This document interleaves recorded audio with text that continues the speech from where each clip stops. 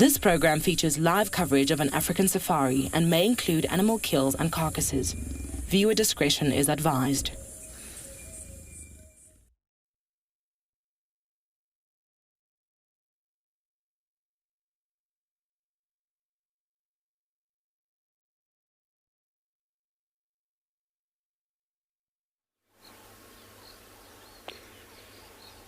Good morning, everybody. Welcome to Djuma Private Game Reserve, where we have a rank, looks like a whole rank of impalas, a whole group, and two males playing, fighting there. Probably it's all about practice early morning, where you can see the beautiful rise sky showing just only its beauty of the 1st of January. News to everyone, and welcome aboard to your very own safari through the African bush.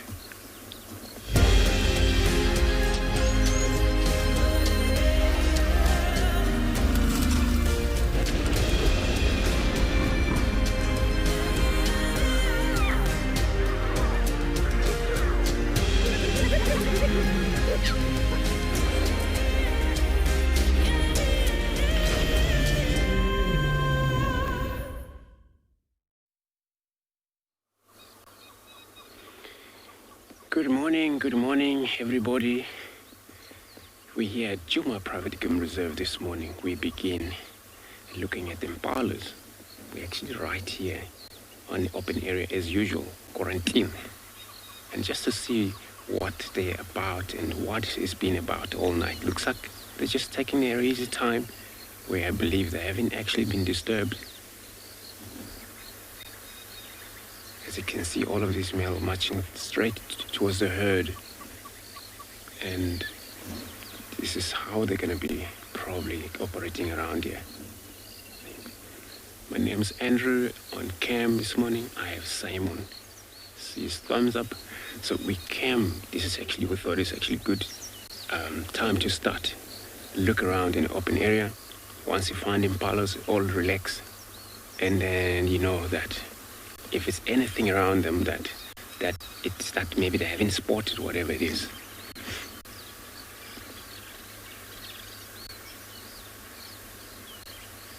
You can see the beautiful rise and a bit of a cloud in the east coming up.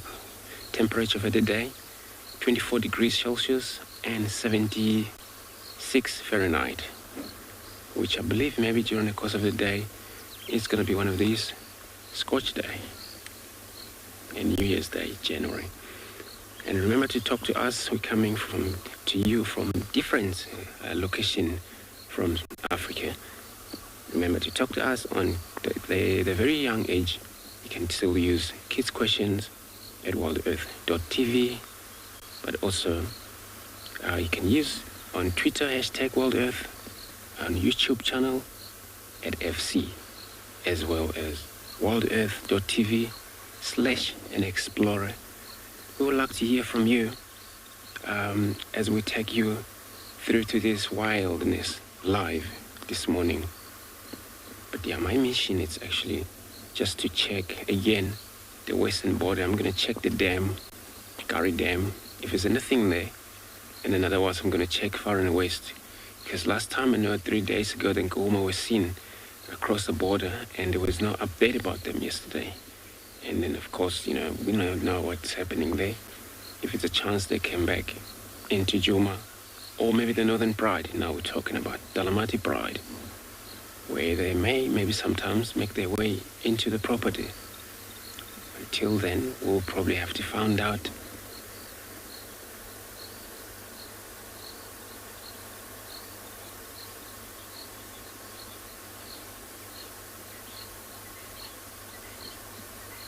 Yeah, we've seen a few males that they're actually matching.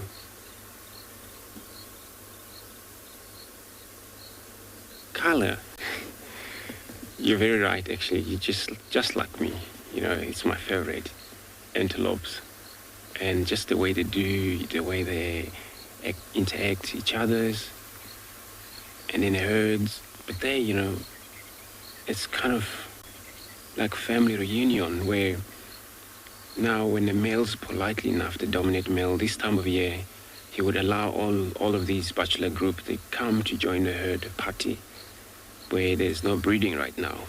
Some are very strictly that they won't allow any male close to their females. But it's all about trust when you don't trust nobody. Here were these two young males, they're practicing their energy. Probably the next right in season, which is probably anyway beginning of winter again. And now many of the females, they have their baby running around with them.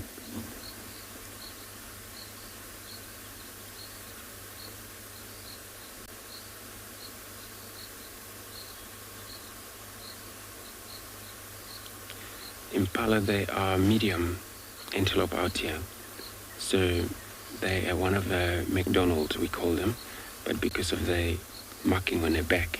So the tail and the stripe on the side, the black marking pointing down from the very top. So it forms an M. And that is a guide we thought to stand for McDonald's.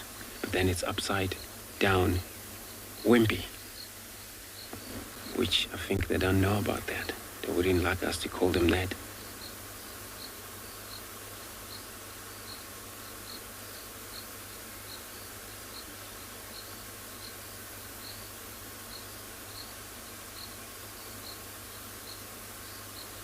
They're still in the wood, some of them.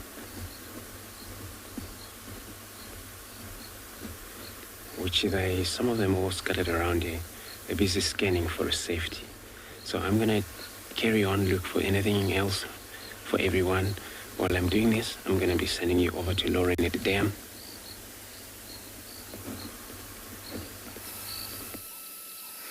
Good morning and a very happy new year. No, your world hasn't turned upside down. We were just admiring the moon in the reflection of the water at Treehouse Dam. My name is Lauren, and once again I have Davy on camera, and I hope you all have a fantastic start to 2021. There's not too many sore heads out there, and you can enjoy a bumble through the bush with a slot here in lots of different locations across Africa.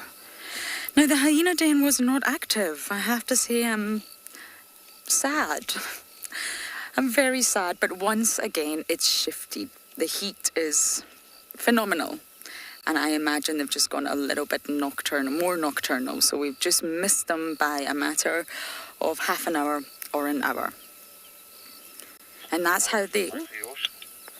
is how they are going to sort of avoid the intense heat, by just shifting their daily patterns ever so slightly.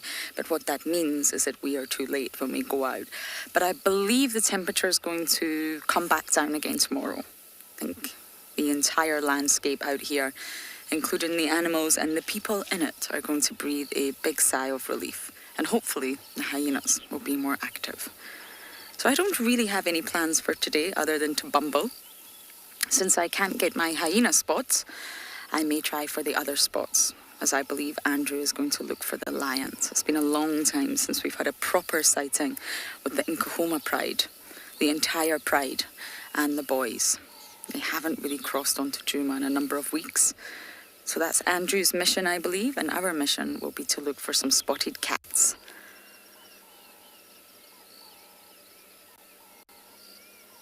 Cameron, you have just blown my mind with that. Yes, why did I not open with that line? Why? Yes, it's a new year and a new way to look at the moon. Upside down. The ripple's been caused, of course, by the ginormous hippo that's inside Treehouse Dam. Thank you for that statement. Yes, I think many of us are glad to see the back of 2020 so we can all go into 2021 together.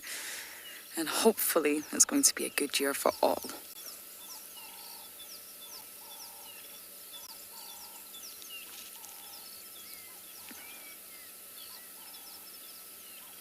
It's like glass. The dam is so still, other than the ripples. The hippo thinks that you don't know that he's there. And he's not giving anything away by being underwater. But in fact, the ripples give him away. You know there's something in that body of water, even if you don't see him immediately. Oh, we know you're there. Oh, and back down again we go. So Davy, are you ready to bumble? Okay.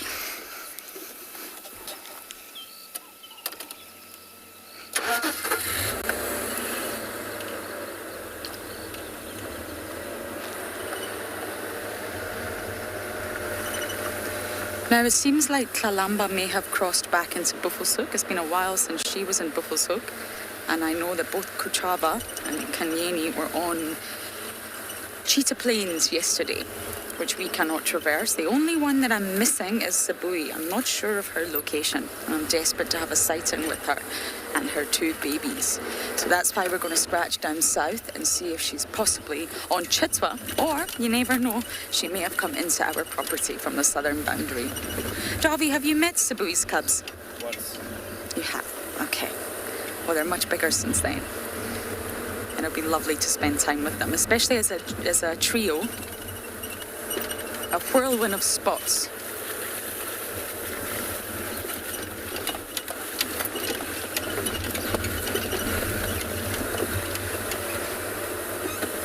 I just want to check that no one has walked along this road.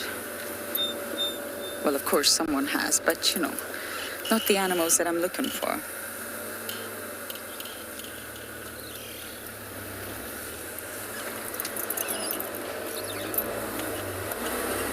The sun's already extremely high in the sky.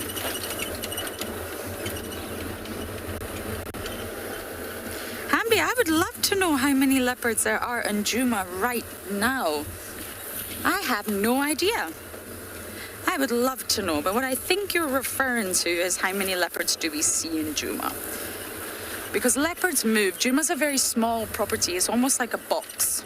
So how many are on Djuma right now? I have no idea. I'd love to know, and I'd love to know their location. But in general, the sort of leopards whose territories include Djuma are Tandy. She comes in from the eastern side. She is who we now call our queen after Kurula. We have Tingana, who appears to have gone a little bit more nomadic, but he is spending time on Djuma. Djuma used to be, well, the core of his territory for a while. Kalamba. Her territory is in the northern sector of Djuma, but she appears to be sort of shifting and now taking a little chunk of the east. Shudulu. Shudulu is our Duchess of the West, and I think that gives the game away, but she comes in from the west. Not often and not far, but she pushes in from the west. Mr. Hukamuri used to also push in from the west, but we do believe that's slightly changed. And apparently Molwati's territory is Djuma. But that one's a bit of a mystery. We saw him scent marking on Djuma the other day on the northern boundary. We just rarely see his tracks, and we rarely see him. So those are the main leopards that we see here in Djuma. So I'm going to keep bumbling south, see what else I can find, and I'm going to send you across to Andrew with an elephant.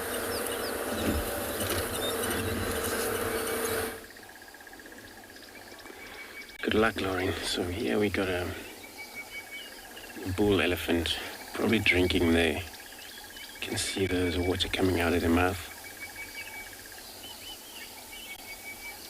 It's probably one of these water holes that actually excavate all themselves. Now the water over the night has been well developed in that little well.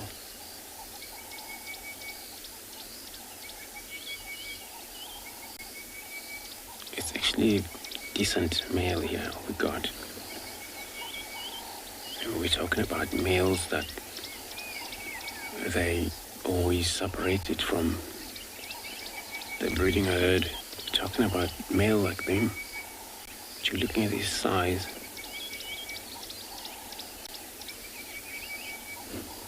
For now, it looks like it's only him.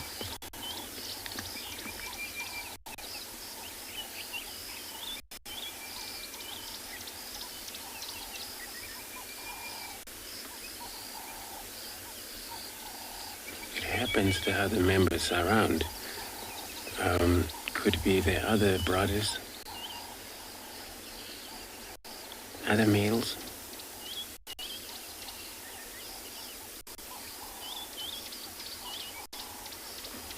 When they're separate, they're a lot free and they have their own time to actually feed around in this area where it's actually low down here. This is one of the drainage line where, it's still quite great for a temperature on animals like this. So it's still kind of very cool. And it's the best place to spend the whole probably day.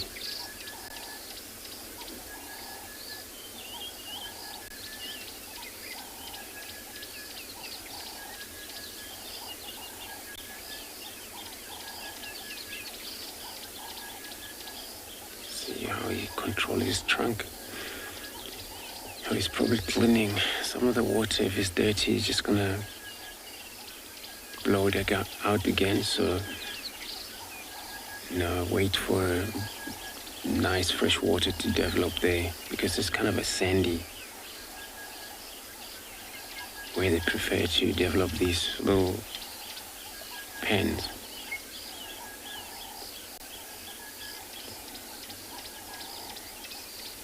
And the grass is still due, as you can see, and it applies so great for all animals, not only elephants, but mixed feeders or grazers.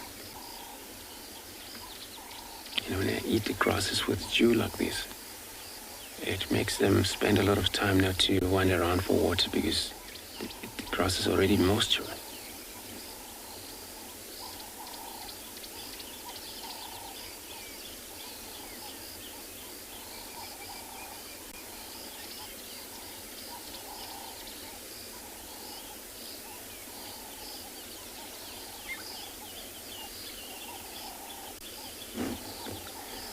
Normally big elephants like this, more especially male. So they weigh anything from over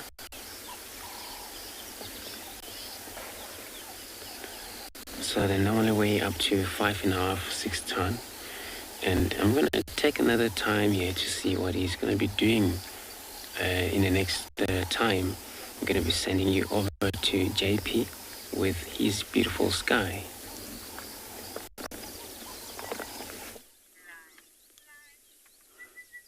Good morning to Tswalu, and Happy New Year to all the viewers.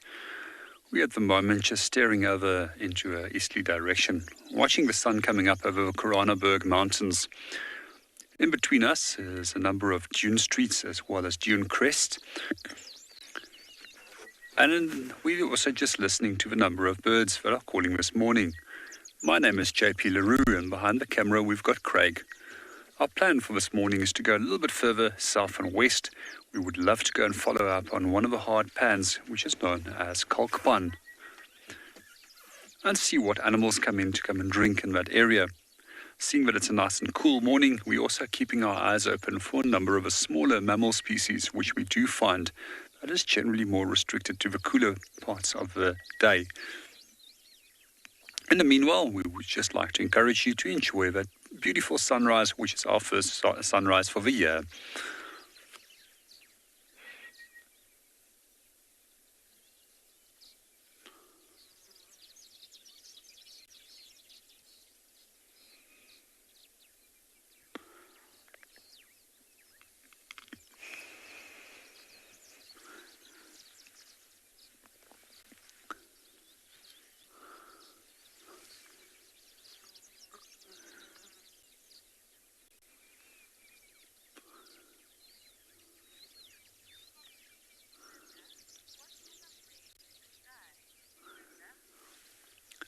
Good morning, Linda. That's precisely the same thought that's going through my mind at the moment.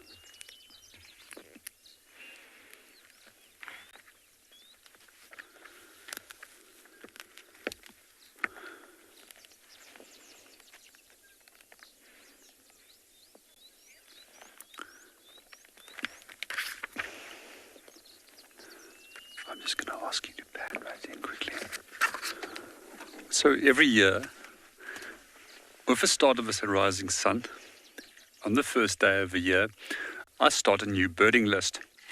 And I always will stop at somewhere where the sun is rising, listen and look. So for this year, my first bird for the year will be the Bokmakiri, which is a member of the bush shrike family. So if you have a look over here, in general coloration pattern, olive green and yellow color with a very distinct black breastband coming across the throat. And this bird gets its name from the onomatopoeic sound that it produces, which sounds like Bokmakiri, which he says. So for the viewers that are familiar with the lowveld, you might be also more familiar with one of his close relatives, which is a grey-headed bush shrike.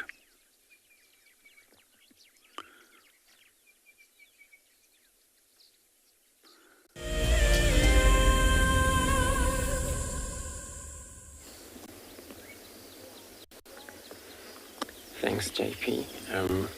So our bull elephant has moved from that drinking spot. It's actually now making its way a western direction, but we've still got a visual over here.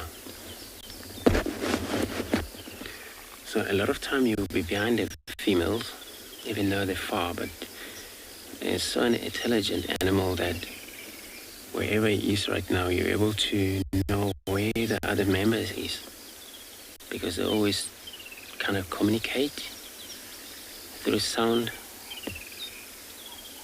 But he just actually went to the perfect spot where it's shade. When you look there, you can see that he's in a shade where the sun is not through in there yet.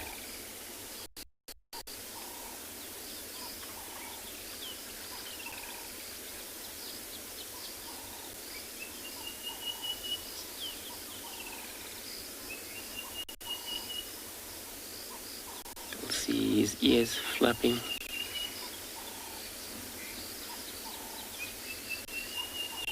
This is all about cooling off. So it works like a fan off the veins,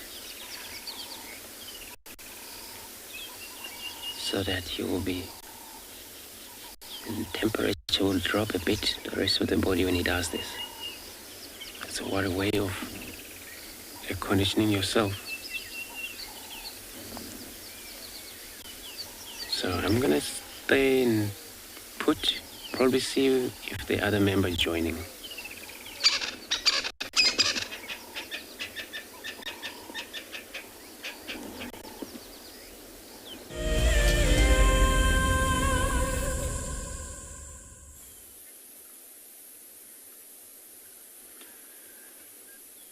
A warm welcome to a beautiful day here at and beyond Ngala, and we are so spoiled with a big male lion early on in the morning. You can see how this one's just lifting his head to smell. This is also the one that we saw yesterday, and we were really hoping that the pride will come and join up with him, because last night he was calling for the rest of the pride, but they haven't come and joined up yet. But I'll show everyone on the map where we are. So I'm Nikki, I'm going to be your ranger this morning, and on camera we have BK. So just on this little map here, I wanted to show you where this, so we started off driving from this side, and eventually we found him right over here. Now the rest of the pride was calling from this area here, and maybe they're still on their way to try and join up with where they are. So this is east, this is west, south is down here at the bottom, and north at the top. So he's right here, and the pride was calling from the east, so hopefully they'll come and join up at some stage. It is going to be a warm day, so maybe there's a chance that the rest of the pride would only join up a little bit later when it cools down this late afternoon or maybe in the evening.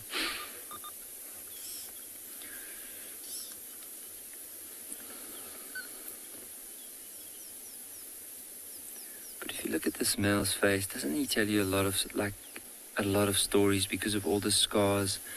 I do love this particular male lion and the different colors of the mane. You'll see there's that very blondish color around the ear, and then that patch of dark behind the head. And also look under his eye. Doesn't that look like a cut? Probably as him and his brother were fighting, or maybe the rest of the pride as they were fighting for over a carcass. or maybe even a territorial dispute.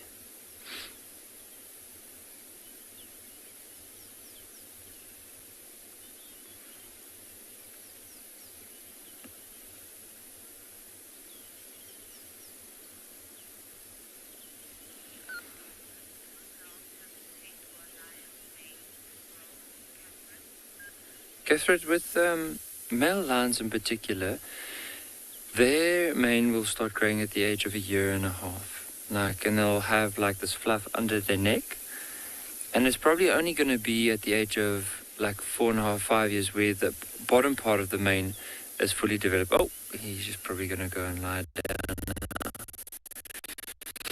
And this could be him. I mean, this could be him for the whole morning, unless there's something that grabs his attention, or maybe even, as we mentioned, the pride, if they would start contact calling towards him. But it will take up to 6.5 years for a male lion to have a fully developed mane like the one that we are looking at right now. You can see it's very like underneath, so it's normally like the bottom up to 4.5 years. And then the top, you see from the ear, from one ear to the other, like that section there, probably from 4.5 years onwards. Some, it also depends on the genetics. Some lions take longer time to develop the mane, while others takes a bit of a shorter time.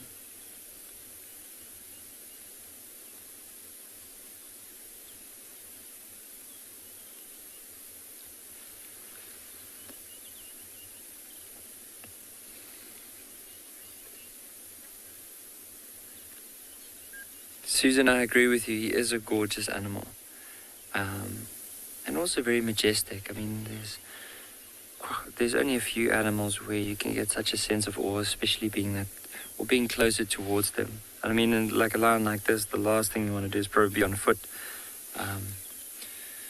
But from a vehicle and giving him a bit of distance and just seeing him in his natural behavior without disturbing him is quite a majestic animal. Now I know why they call them the king of the jungle.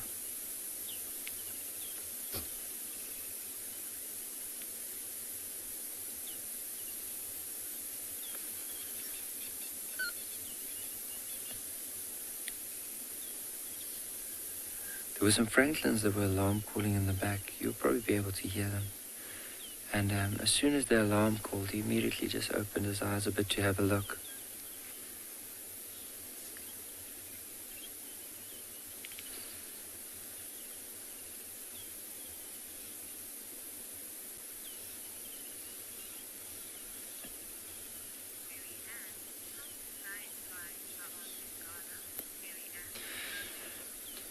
Marianne, at the moment, there could be two potential prides. So the one pride that we know as Birmingham pride, so the one with the white lines, and then the other pride is the one known as the Birmingham breakaway. I mean, there are other prides that occasionally come onto the reserve, and I mean, at any given point in time, there could be 4 different prides on the reserve. But at the moment, if you had to ask me, I think there'll probably only be 2. On the far western side, the initial pride was the Birmingham pride, and then eventually they started splitting up and it became the Birmingham breakaway pride and the pride that we now know with the white lines in it. And they are the ones that are most often seen on the reserve. But at any given point in time, there could be at least 4 different prides on Ngala.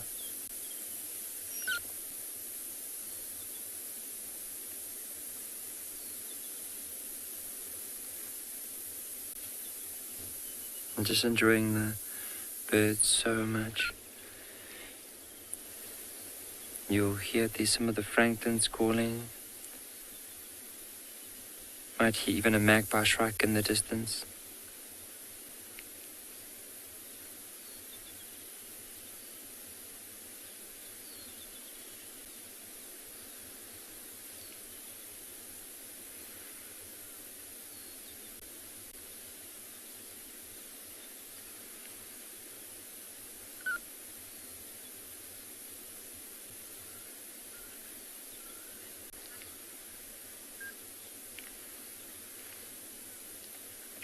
And the area where this lion eventually ended up is quite a big open area.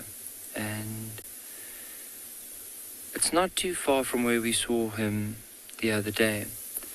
Now I'm just thinking maybe as he was looking out for the rest of the pride, eventually decided, like nice and open patch, there is some shade here as it starts warming up a little bit later, to eventually just see some of the trees here in the back. See, like that one right in the middle of the screen.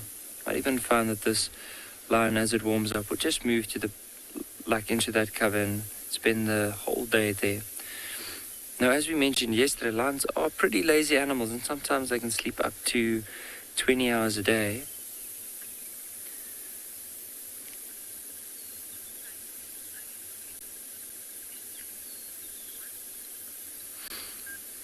Pete, there's so many sightings that I would be looking forward to, but I mean, what a way to start the year 2021. So I also want to just mention to all our viewers a happy new year, and I hope everyone will have a blessed year and just be able to participate in all these live drives and see what we can find this year. But definitely lions, I'm sure being able to find some lion cubs and spending time with them and see how they grow up. And also, I mean, this was like late on the year, maybe towards May, June, we might even find some wild dogs, and hopefully there'll be some wild dogs in the den.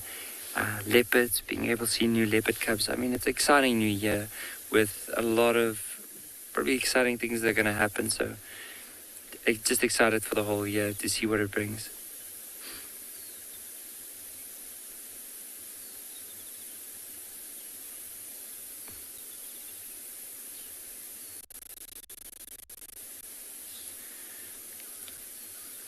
It's incredible that this lion's color contrasts the green grass around it, but he blends in so well. Like, if from a distance, if he was lying down, we would really struggle to see him. We were really lucky that as we were coming down this road, he was sitting with his head up. But a lot of the time, now imagine that shade at the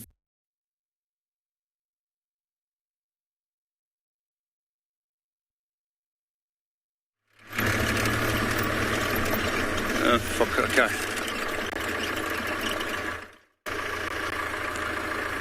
Good morning. Welcome back to Tswalu. We're still on our way, making our way over towards one of the pans that we would like to go and have a look at. In the meanwhile, we're just going to talk and drive for a short little while. Oh, here's something interesting that we can have a look at. We might have shown this to you before, but right over here we can see where a Wildebeest bull that has his territory was actually marking his territory. So firstly, there's soil that's been disturbed by him pawing it and then rolling in it. And then we can also see the pellets, or the dung pellets, that has been created, left behind by this Wildebeest. We also might have mentioned in one of the previous shows that they have another strategy of marking, and that is by using a gland underneath the eye, which is known as a pre-orbital gland.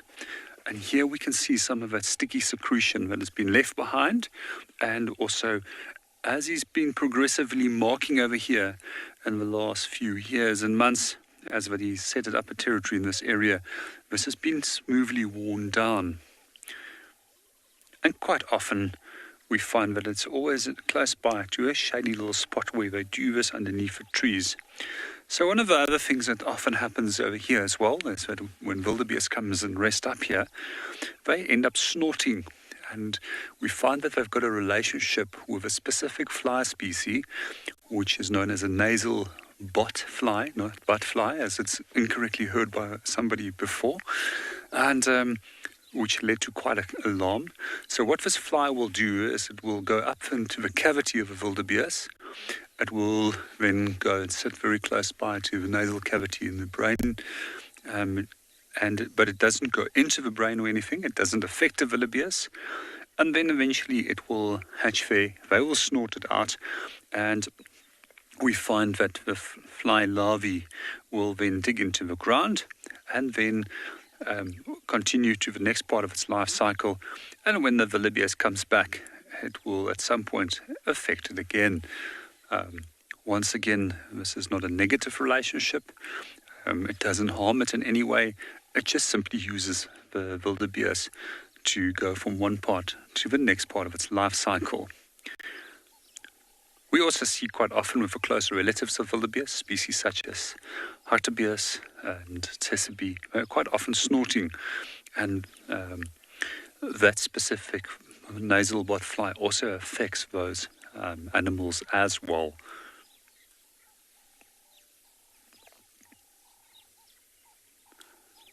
So in the meanwhile, what we're going to do is we're going to continue driving on, get to our pan as quickly as possible, and see if there's any animals coming in.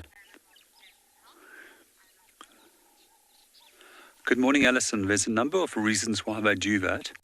Firstly, they do it sometimes to demarcate territories, if it's a species that does hold territories. Otherwise, it also acts like a social media feed. It provides information about the status of an individual, the well-being of the individual, the reproductive status of that individual, and it is also believed that even mood of animals can be determined by that. We also find it that animals use scent so that they can maintain contact with one another.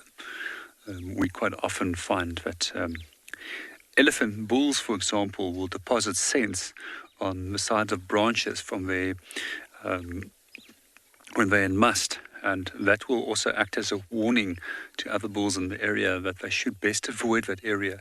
And they actually can identify individuals by means of scent as well. And a young bull, for example, will know that they must rather avoid that male at that moment because he's bigger, he's stronger, and he's most likely going to kill them. We also see that females will produce scents in forms of urine. Some species do it in saliva. Some does it in special glands, which might range from pre-orbital glands, glands between the feet. And we even find that males can use that for tracking down females that are in estrus, so they can determine if a female is in estrus. One of the things that we often see with species such as wild dog, if there's a female that's in estrus and she urinates on that spot, especially the alpha female, that dominant alpha male will then directly come and urinate on top of that spot so that other males can't detect that she's in estrus. So just a few interesting things about scent. It's a very well-developed mechanism in most animals. We find that animals have an organ that's called the Jacobson's organ, which is in the upper part of the palate, which can analyze scent. It's very well-developed in most animals. And we also find that even humans have that, although it's very weakly developed, because we most likely lost our ability of smell. We also find that reptiles also have incredibly good ability of scent, using scent. They too have a special Jacobson's organ. You'll often find that they will also flick their tongue out to taste the air and pick up scent particles. And then that will be put in these little pits in the Jacobson's organ. And that will analyze things such as, is it a female that's in estrus, or it will analyze things such if it is maybe a food item that it can follow, and by just constantly following, it will detect. Some other interesting things about scent markings which I can think of. One of my favorites is actually African civet, where they will actually drag their anal gland on an object.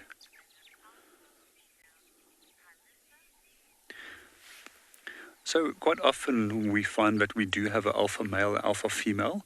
So it's quite often with monogamous animals, which is cooperative breeders, which means that they have helpers around. But then with a matriarch, it's normally a society where there's a dominant female that leads a group. And classic examples of matriarchal groups is African elephant, where there's a dominant cow, which is normally the oldest and wisest of all the cows, and she will lead her daughters and associated young.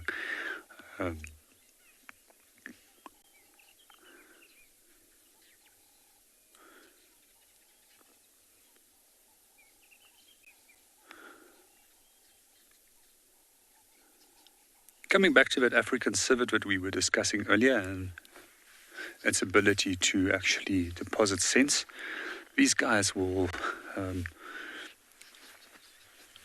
Just 1 second, I just want to see what is going on there. There's something that's moving through the bush here.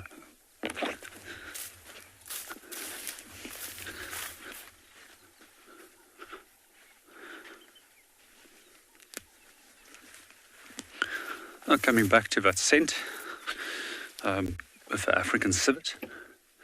That scent that they were producing, or the chemical that they were producing, was often harvested, and then it would be used for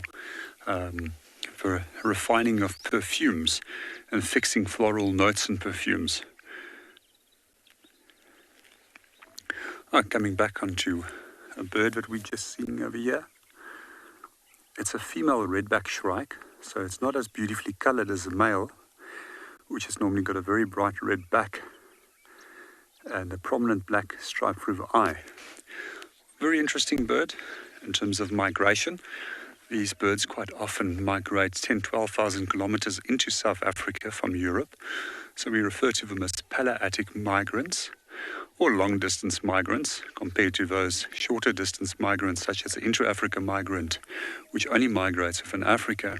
What I do find fascinating about them is that they're actually site faithful, and they return year after year to precisely the same tree. So they basically come back to the tree that they left over here around by March and April, and then they return again by September to the same spot again. I find it phenomenal that a bird can navigate and orientate itself to such a degree that it can come back to the same spot. Some of the ways that they do it is some bird species will use Earth's magnetism, some species will use position of sun. Smaller bird species sometimes use polarized light as well as the sun or stars, even in some cases of nocturnal migrants, to orientate themselves. And then some birds will also use the large continental land masses, for example, a coastline, to migrate. And we find that when they do get into areas which they're familiar with, one of the last cues that they will use to orientate them to home in onto that specific spot that they are looking for is scent. And that's quite amazing how you can use scent even to locate an area that you are familiar with. So there's a few other strategies that birds can also use in terms of migration patterns, which we find in South Africa. The other is the altitudinal migrant, which is predominantly birds that migrate between the higher central plateau and the low veld region of South Africa and the coastal regions of South Africa. This normally happens in the winter, when winter conditions on the high veld or on the plateau is too severe for them and that there's too little food. Then they make their way down to warmer climatic conditions. And then lastly, we also get birds that are partial migrants, where part of the population will leave and the other part will remain. Good morning, Tandi, and welcome to the show. To answer your question, it's well over 10,000 species. And for South Africa, we're probably very close to 980 plus species at the moment.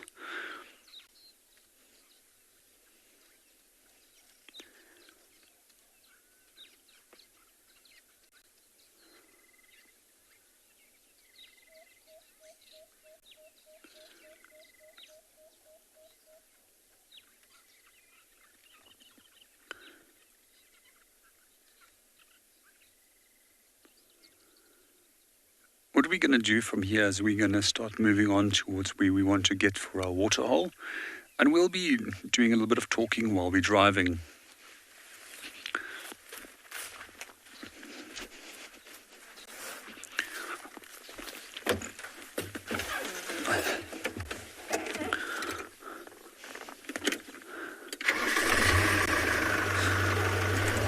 If you want to go down that road.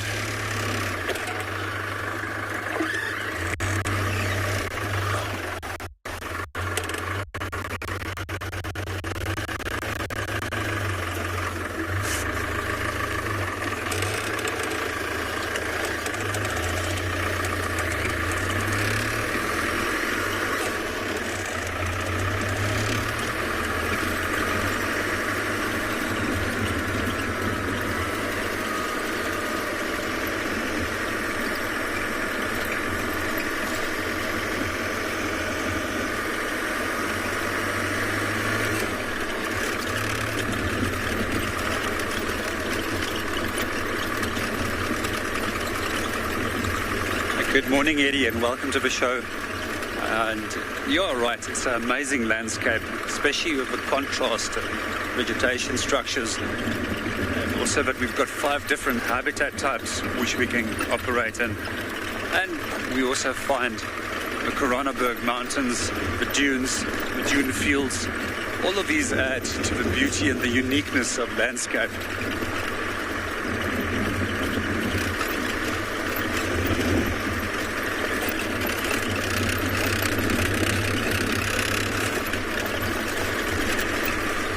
Over the little place where I would like to go for this morning is a pan, as mentioned earlier. It's approximately another 2-3 kilometers away from us. So while we're keeping on driving, making our way to the pan, we're going to hand you over to Nikki, who's currently viewing lions.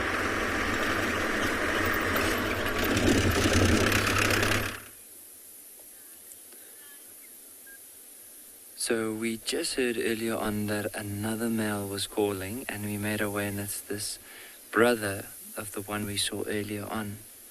Now you can see his mane is a lot lighter in color in comparison to the one that we just saw. And also that he doesn't have as many scratches on his face as his brother. I'm just hoping, like as we're sitting here, it's still early part of the morning, that this one will possibly roar. Now, often after a bit of rain, these lions need to go and mark their territory again, because all their scent is washed off, so they'll go and they can travel quite far distances, sometimes up to 10, maybe 12 kilometers, especially here in Angola.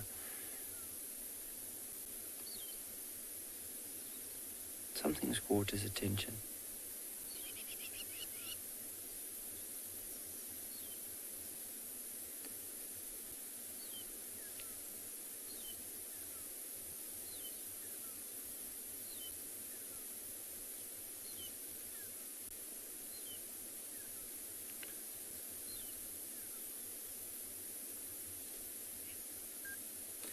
And I wonder where the rest of the pride would be, because I thought maybe he would be with the pride, but it seems to me that both these brothers have separated from the pride.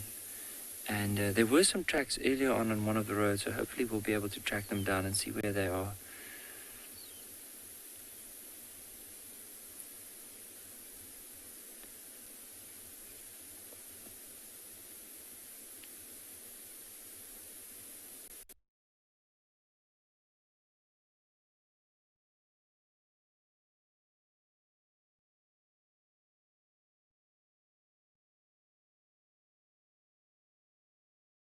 We're going to find action.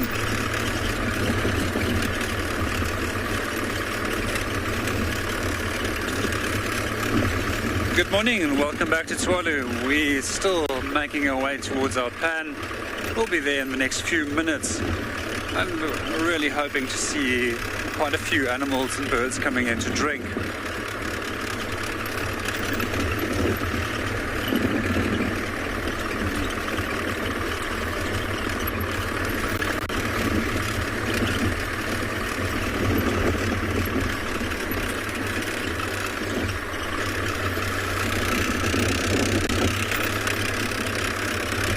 As we are also driving, we're always constantly looking out for tracks.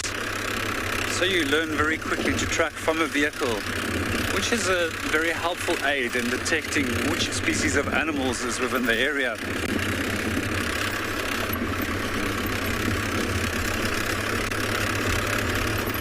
A question that I often get asked by guests is, how do I notice animals while driving? It's actually very simple. So when we scan for animals, we start scanning from our right-hand side towards our left-hand side, which is against the normal way of reading. And that way you trick your brain to take in the most detail. Otherwise, if you scan from left to right, you actually lose a lot of detail. We also teach ourselves to actually start looking in different areas. For example, in the heat of the day, we'll actually look in shade, because that's most likely where animals are going to lie up. And the early cooler parts of the morning, we tend to focus on sunny spots, as we know that animals would also like to use a little bit of sun to heat up their bodies before they go active. Another trick that we have learned is actually to start looking through the vegetation instead of at the vegetation. So the moment that you start doing that, you actually start picking up animals behind the bush, as our brain is actually programmed to stop to the nearest point of the object. And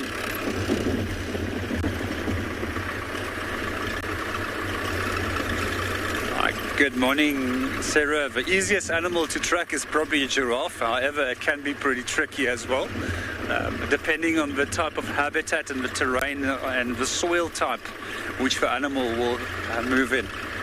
If I have to think what is the most difficult animal to track, it's probably a pangolin. Some of the easiest tracks which we can identify is giraffe, buffalo, lion, elephant, obviously. And then some of the trickiest tracks of all is the scrub hare. And for some reason, that's a track that has tripped up many a good tracker on assessment, because it often looks like a number of different tracks depending on how it registered in the soil. Oh, we've got some helmeted guinea fowls in front of us. They're just running off to the side there. We'll go a little bit forward, see if we can find them.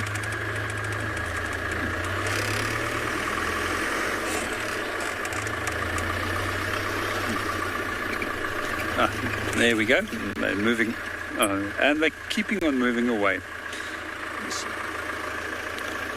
There's coming back, the birds that you saw over there, helmeted guinea fowls, fairly common species of game bird in South Africa. And with guinea fowls, we find that they're actually very good indicators of potential threats in the area. So when they do alarm call, we do focus on their alarms calls, see what they're doing, and quite often that will be an indication if there's a threat in the area. We can also ask ourselves, is a guinea fowl calling from a tree or is it calling from the ground? Quite often when they are pursued by ground predators, they rather go up in trees, and when they are pursued by birds of prey, they tend to go and hide underneath the vegetation rather than to go in a tree where they can be vulnerable. So I'm just going to, the wrong little road that I took here. I'm just going to turn around.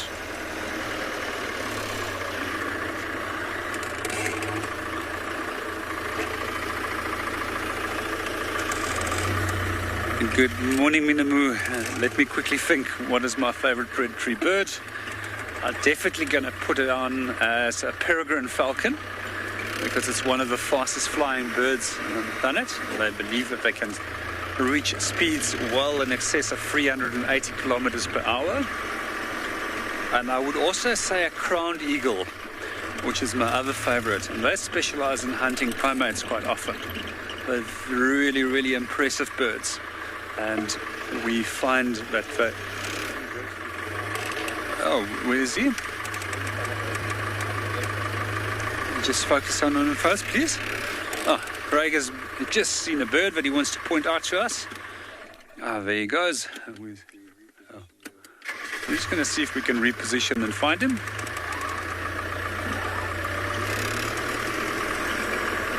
So crowned eagles, they often hunt primates as well. And I quite often see them above a forest of the area where I live in the Lowveld. Yeah, he flew off.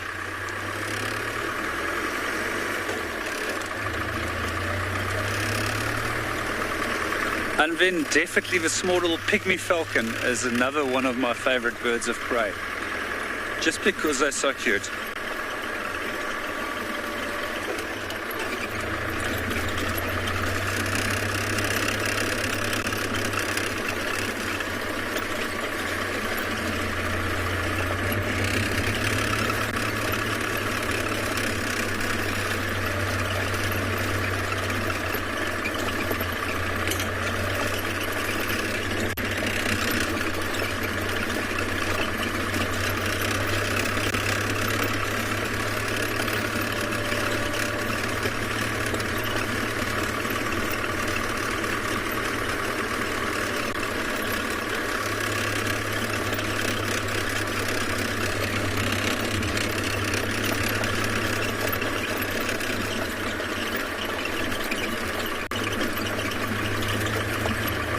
Good morning, leopard lover.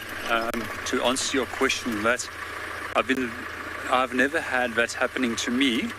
However, it does seem if it's something that does happen with East Africa with cheetahs, which tend to hop onto vehicles. As professional guides, we actually don't encourage animals to come or climb onto vehicles. And generally, as long as guests are sitting still and we're not breaking the shape or the outline of a vehicle and we're not leaning out or shouting at animals, they're not going to react to the vehicle in any way.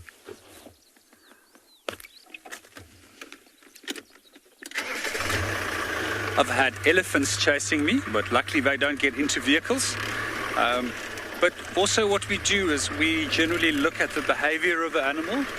If it's telling us that it's not happy with our presence, we tend to actually move off and give it more space.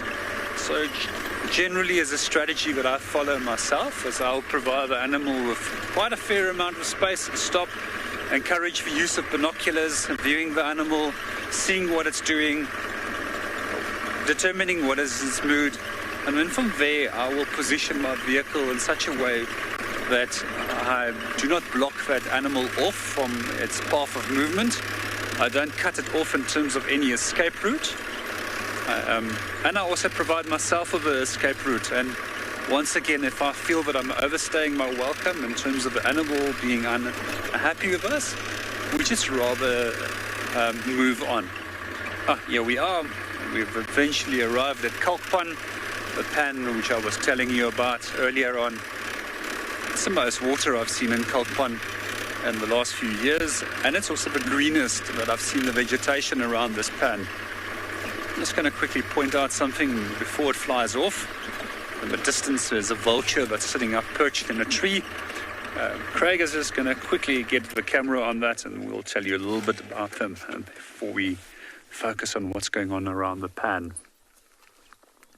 This is one of our largest vulture species. This is known as a leopard-faced vulture. If you can see, it's got a bare skin on its head, if we focus in on it. And this is a characteristic that most vultures have, but this one's got this bare pinkish skin. And it's specifically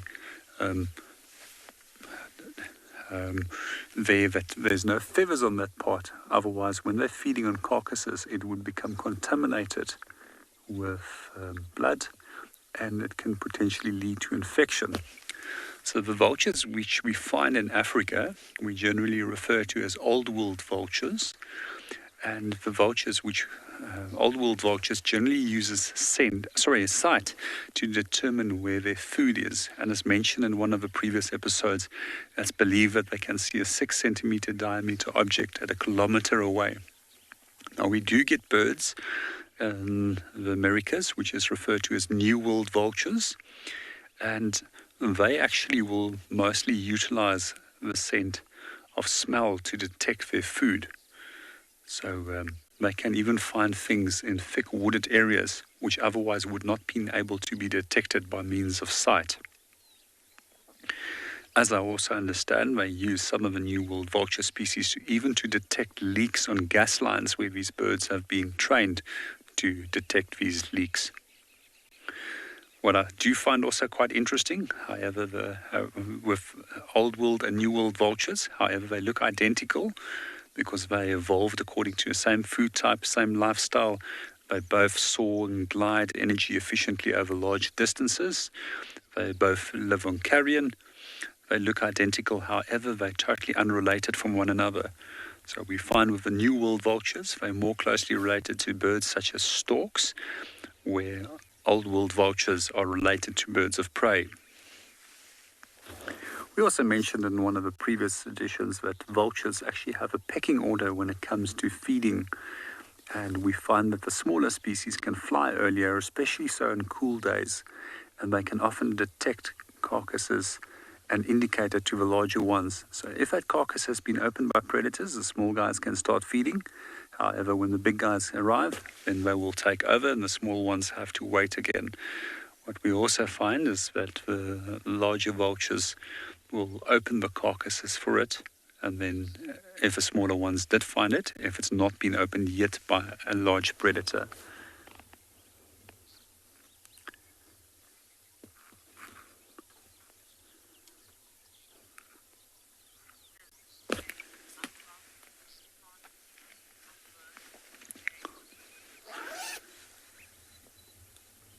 Good morning, Zay. To answer your question in terms of intellectual abilities, I'm not quite sure how smart they are, but in terms of eyesight, they've got phenomenal eyesight, which really helps them to find their food.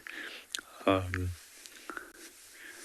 would not be able to compare them against smart birds such as parrots and other birds that can learn very quickly. But yeah, they don't need to be really smart about what they do. They just have to have incredibly good eyesight to detect their food.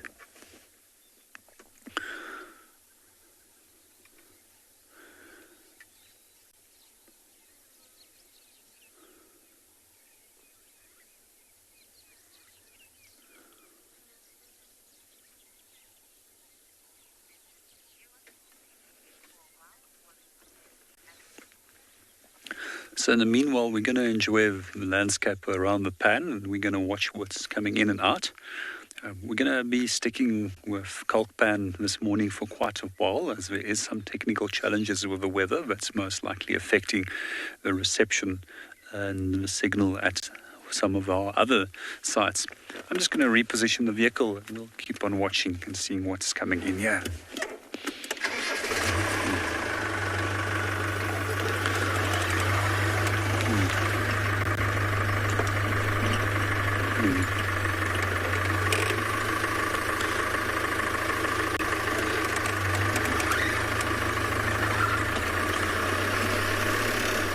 Can you shine for me on this tree at the water here?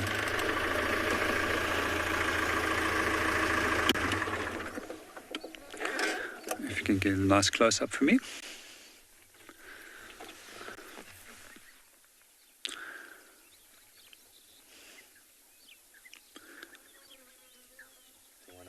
Yeah, that's perfect. The tree that we've got on the screen at the moment, this is one of my favorite Kalahari trees. It's also probably one of the trees that acts as a lifeline to many species of animals in the Kalahari, which is dependent on leaf material. This is known as a shepherd's tree, and quite often we do find that shepherds will come and rest their animals underneath these trees, as they're the only tree that actually has shade during the winter months and leaves during the winter months as well. In terms of efficiency in providing shade, and big shepherd's trees can sometimes create temperatures which is up to 22 degrees cooler underneath a tree compared to the direct swell areas around that. One of the other alternative names for this tree is a witgat, which means pale-skinned tree because of the white coloration to the bark. So it's also quite often used as a tree where they will dig up the roots for making coffee. And the coffee that they make from that is to substitute the coffee. It's sometimes used to make a chicory-like substance. It's sometimes also blended with coffee to make it stretch even further. And locally that's referred to as witgat coffee because of the name of the tree. You can also use the roots of this tree to make a porridge.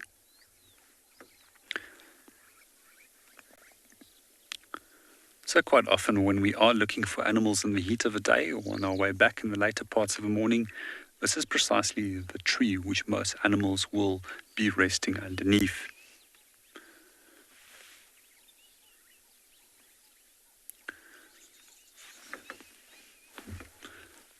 One.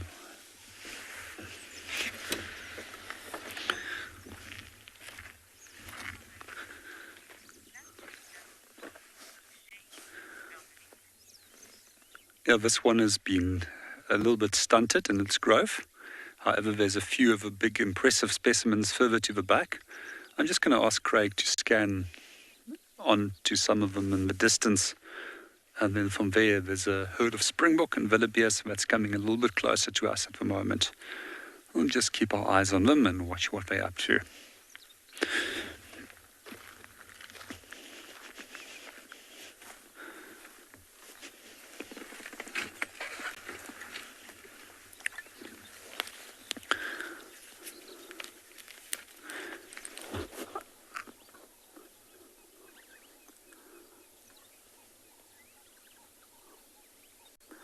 quite often when we do find certain plant-eating species of animals, we find them in mixed groups. And here we can see a mixed group of Springbok and Wildebeest. These are known as blue wildebeest, also known as a brindled gnu.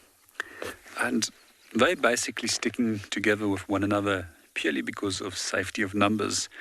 And we also find that they keep eyes open for one another, they warn one another, and they will also react to one another's alarm calls.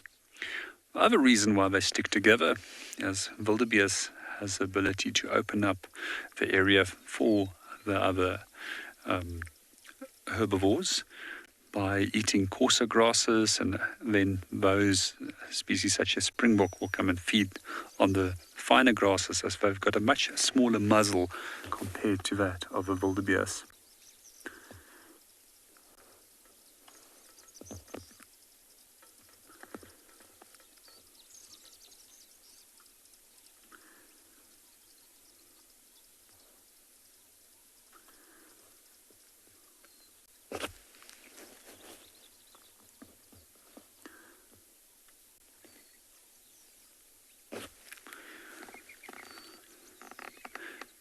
If we also look at the Springbok, most of them is already steering with their heads away from the sun and putting their white buttocks towards the sun to deflect the heat away from their body. So under normal conditions, these calcrete pans where we are looking for animals this morning is just pale white soil. And this is where the white underbelly also assists with reflecting heat away from the body.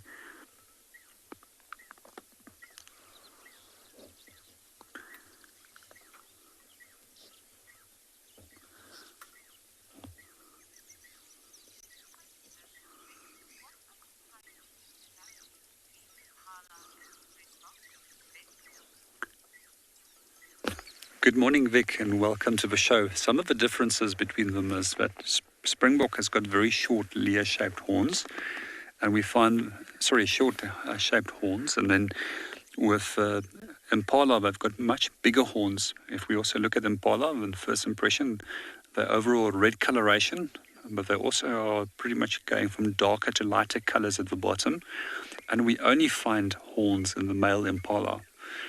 And then also, if you look at the Springbok, you'll notice that they've got a very, quite a large contrast between upper and lower coloration patterns. And it's also disrupted by a black band on the side of, or dark band on the side of the animal's body. And then in this the eastern half of South Africa, we also don't find Springbok. They're more adapted to dry western half of South Africa, so they prefer the more arid environments. And they're probably second best adapted animal to dry, arid environments after the gemsbok, which we often see around here as well.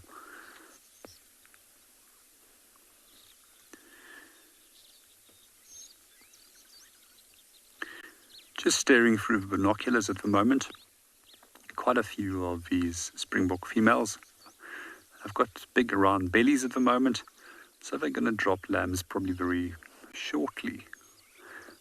Hopefully in the next few days we might see a whole bunch of small little Springboks running around.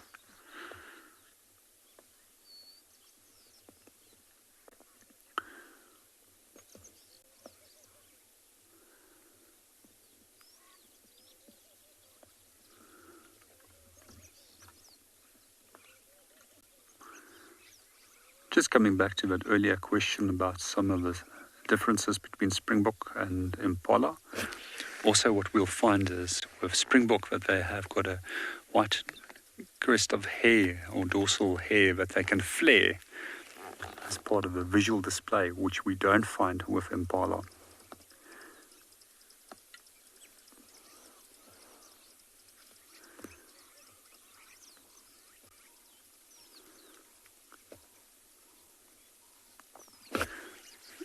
We just want to quickly scan in onto that herd of Springbok. There's a whole group of wattled starlings which is feeding in association with them. And these starlings are basically using the Springbok at the moment to disturb insects, and as the insects are being disturbed, they will then catch them. Good morning, Rolling Rock. In terms of my favorite land animals, it is also quite a difficult question to answer. I do like smaller mammals, and if I have to think on the smaller scale of mammals, what I really, really like, things like bat-eared foxes, Cape foxes, animals like African wildcat is something that always makes me excited if I do find them. And little animals like genets and civets, those also make me very excited if I can find them. And then in terms of larger land mammals, I definitely love gemsbok. Cape eland is another all-round favorite for me.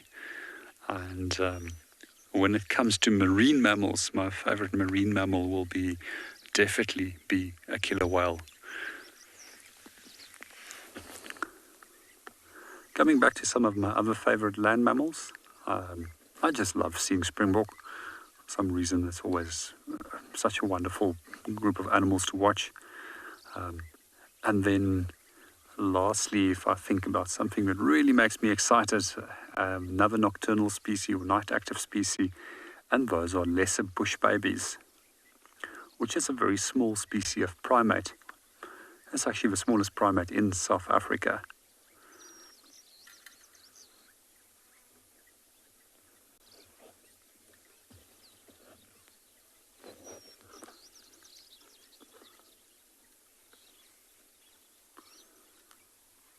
And you can still see the wattled starlings coming in and out between the herd of springbok, still making use of them for a meal opportunity, as if they're disturbing the insects for them.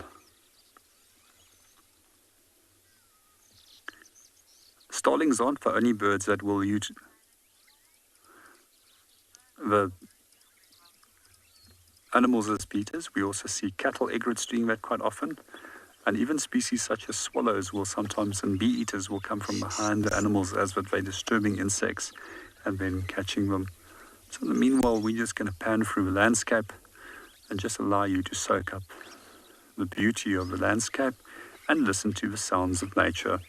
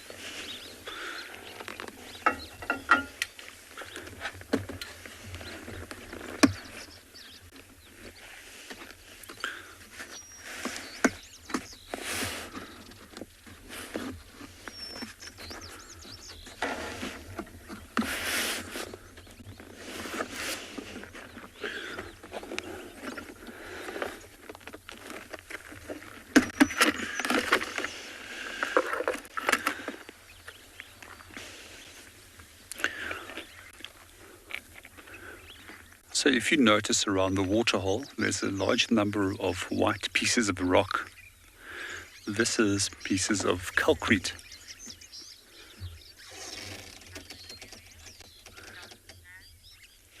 Good morning, Dacian.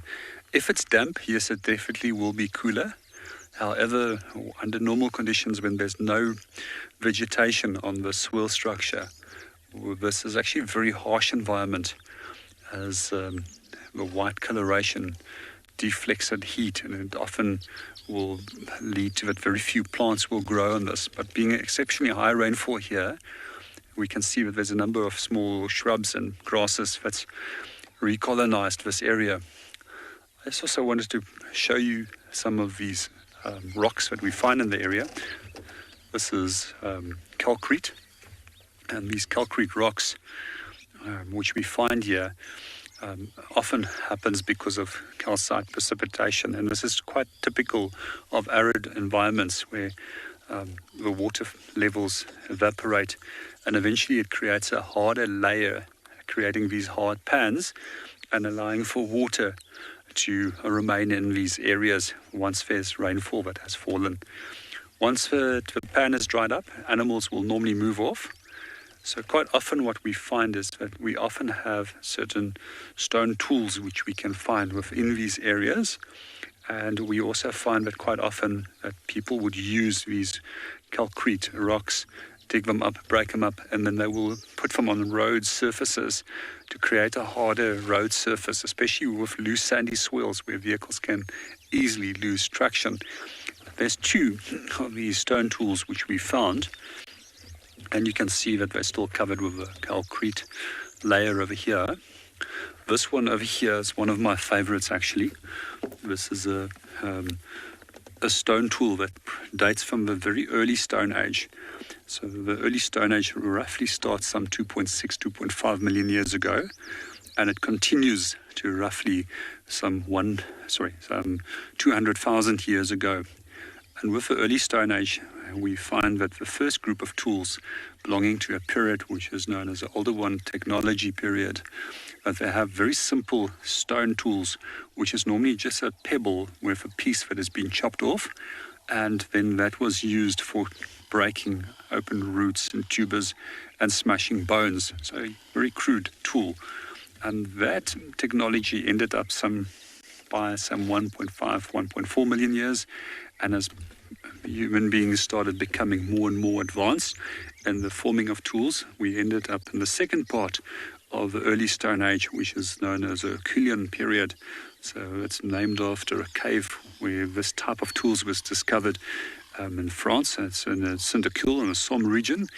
But what we find is that the African technology in terms of the later part of early Stone Age is much older than that of the European style tool. And this is hand axe, and you can see where this piece of a rock, these pieces were actually struck off, and this was most likely used for butchering animals.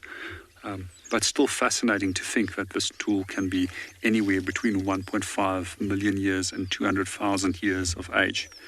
So as the tools progressively became more sophisticated in the Middle Stone Age, later Stone Age, we found that the tools actually became smaller and smaller, and there was a tendency to stop using a core and striking off pieces of that, and rather to use the flakes that were struck off from the core, and that was then used for designing the tools. Other tool that we found over here, this looks like a scraper, which we have over here, and you can see it fits perfectly into the palm, and this was most likely used to scrape off meat from pieces of bone, or actually removing the remaining parts of meat from the inside of a hide of animals.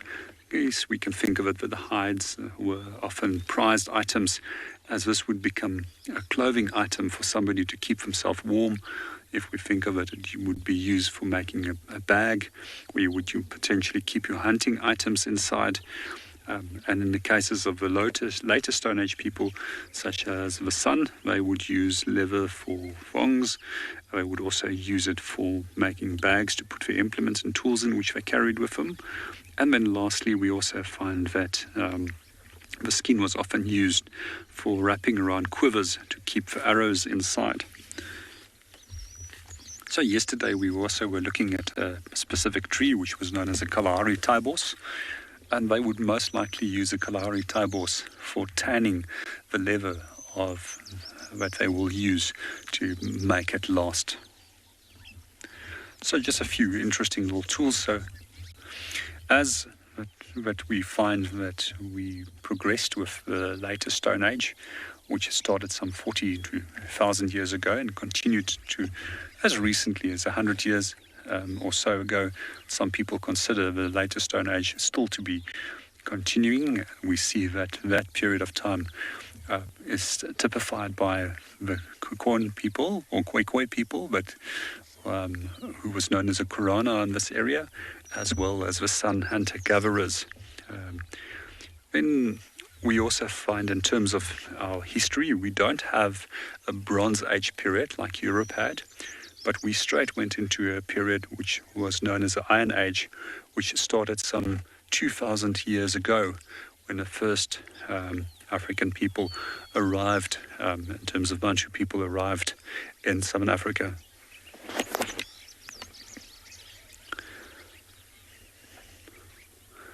Seems as if we've got some more birds that just came in. We're just going to quickly pan on them and see what they are. Oh, next to the leopard-faced vulture, directly on the right-hand side of it, there's a marabou stork that's just came in. And if you look at the coloration of its legs, it's actually got white coloration to the legs. However, the legs are actually darkly colored. So one of their strategies is to actually defecate on their own legs, and the evaporation process, which then takes place, actually cools down their body temperature, bringing your body down by a few degrees Celsius. Fancy name for that process is called urohydrosis. Marabou storks, quite odd-looking birds, very long bill. They quite often will feed on insect outbreaks like the armored ground crickets, which we've been looking at. I've also seen them raiding nests of quillias and quite often scavenging from carcasses where they will grab pieces of meat as well. And they do that fairly quickly, and then they move away as they're trying to avoid any conflict with vultures.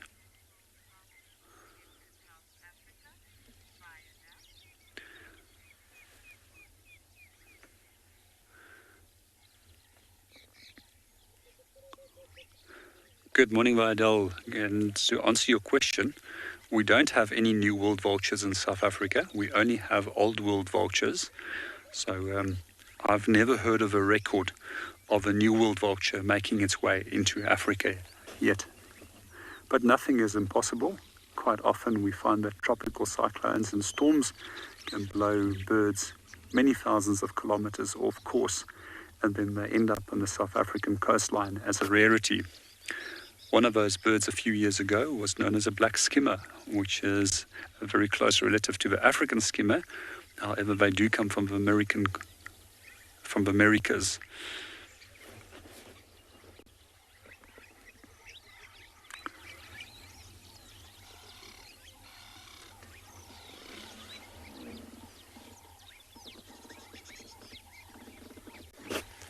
Just like the vulture, you'll also notice that the marabou stork also has got a bald head.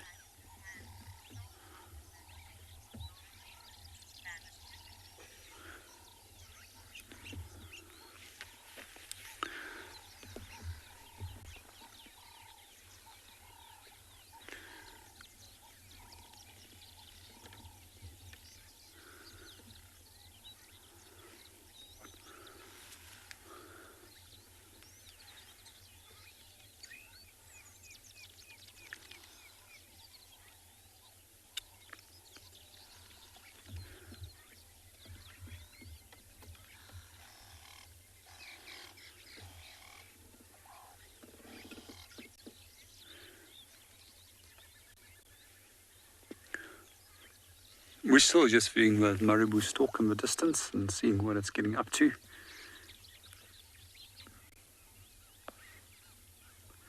It's quite odd to see marabou storks out here. It's not a bird that's quite commonly encountered in the arid western half of South Africa. We tend to find them more in moist environments where there's a higher food availability. But every now and then there's an odd bird coming into the area.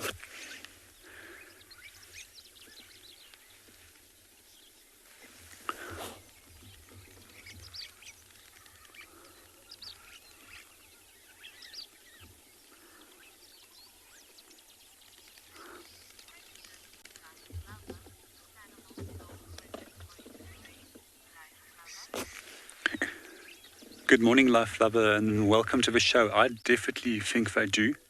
And we can often see it with certain species of insect, like the rain locust that we have over here, which is quite a commonly encountered large grey locust, will start calling before that it starts raining.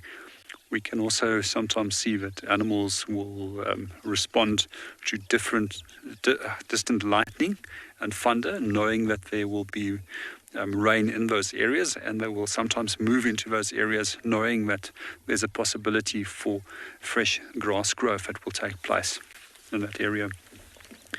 Just to come back with one of the questions which was asked earlier with regards to these Stone Age tools, which we have found.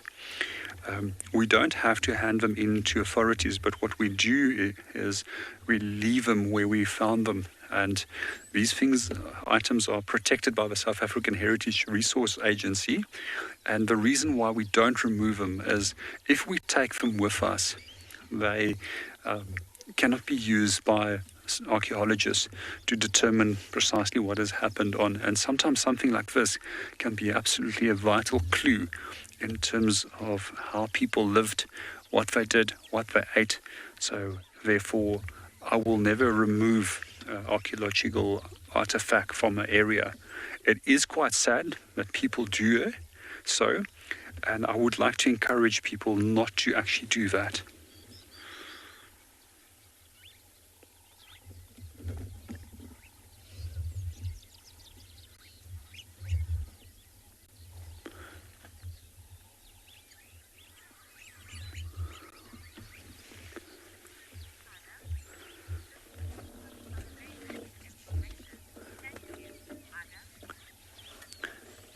Good morning, Ada, and it's absolutely a pleasure, and I'm really happy that you enjoy the content that we are providing. Maybe just pan again for us on those starlings over there.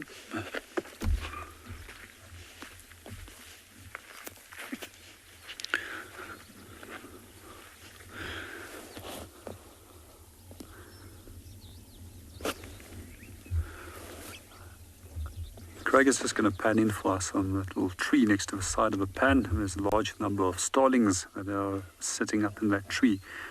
And every now and then they'll fly down to come and have a little drink. And I'm going to try and show you the differences between the male and the female wattled starling. So quite often when they do land, you'll notice that the females tend to be quite dull in coloration, where the male has got a black and yellow wattle around the face. Here's a few coming down to come and have a drink now. 2, 3, 4 males that's just landed there. There's a few females coming in as well with a dull coloration. So those wattles will disappear by the end of the breeding season, and they're only used for the purpose of attracting a mate.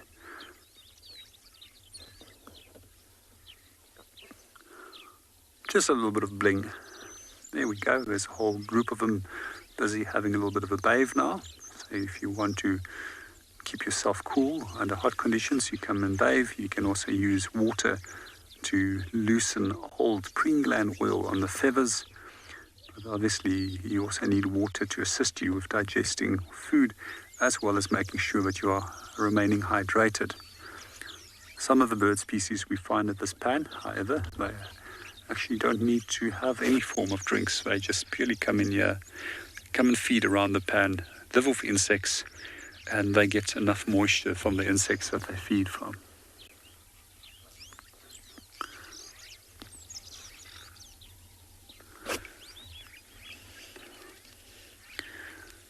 If we can maybe pan in on some of those doves in front of that shepherd's tree, that will be great. Just panning in on 2 ring-necked doves that's coming to drink. Some of you might know them as Cape turtle doves.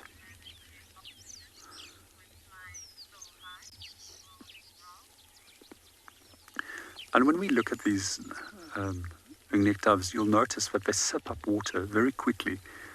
And unlike the starlings that had to tilt their heads back, so they can very rapidly drink and then move off. And quite often, one of the birds that we find here mentioned in the previous show is lanner falcons, which like to come swooping in here, trying to catch doves, as well as sandgrass.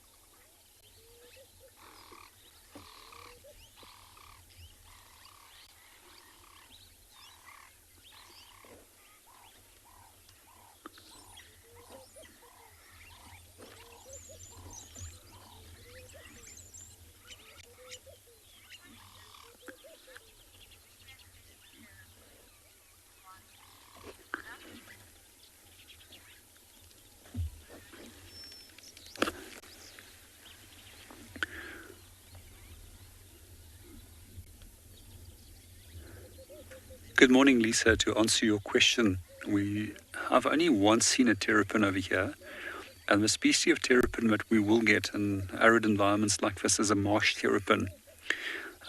We don't have serrated hinge terrapins such as they have in the lowveld, and marsh terrapins seem to have ability of moving large distances over land and reoccupying little pools, and quite often it's to do with farms and farming techniques where dams and pans have been made specifically for animals to drink, and therefore these reptiles have been able to actually expand their range.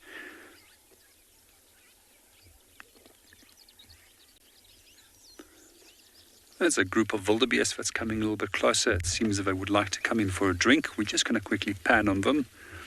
And they're still being followed by a group of wattled starlings, which is busy feeding on the insects that they've been disturbing.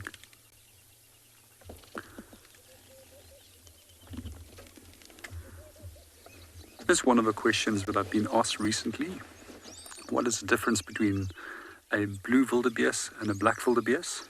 So one of them is, if we look at the blue wildebeest, they've got these brindled markings on the side. Hence the alternative name brindled gnu. If you also look at the blue wildebeest, you'll notice that it's got an all black tail. And if we look at the horns, they come to the side and then tilt inward. However, with the black wildebeest, which is a grassland endemic species, which we find in the Highveld region of South Africa, they're also known as a white-tailed gnu, so they also have a white tail tip by which you can separate them, and their horns tend to point forward and then upward. They also tend to be smaller, and in general they're also more aggressive in their behavior compared to blue wildebeest.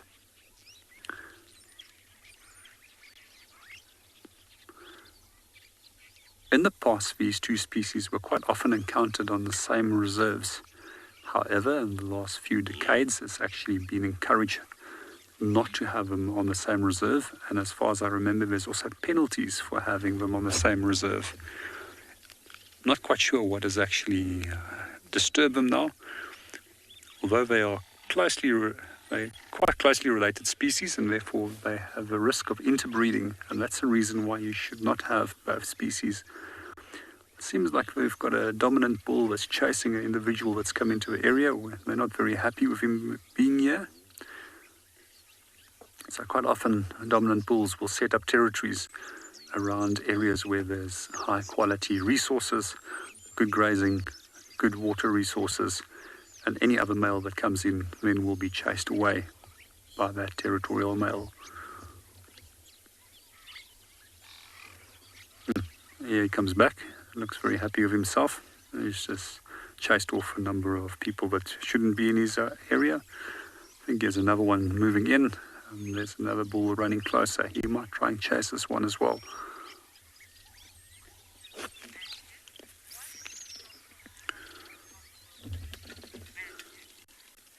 Good morning, Andrew. To answer your question, the social structure differs.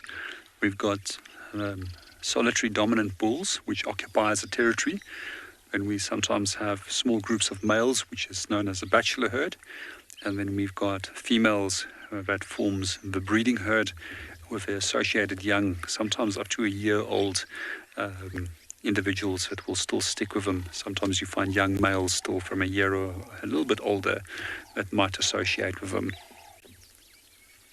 Those will also eventually go into one of the bachelor or all-male groups.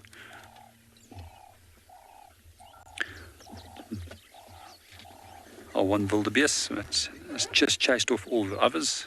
He's now decided to come for a drink. Beautiful with a reflection in the water.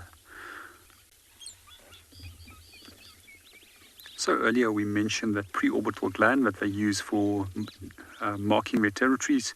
Just going to scan in underneath the eye, and you'll be able to see that gland that they use for rubbing on branches.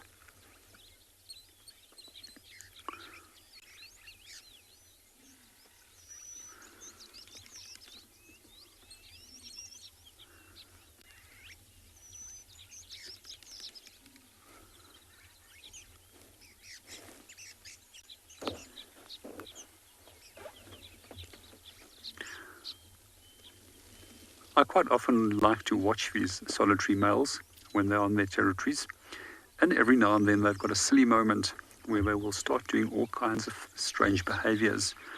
They might spin like a top, they might run up and down, they might cart up and down, and this has actually given them a nickname of Clown of the Bushveld, which is one of the names that many a guide will refer to as a blue wildebeest because of their silly behavior.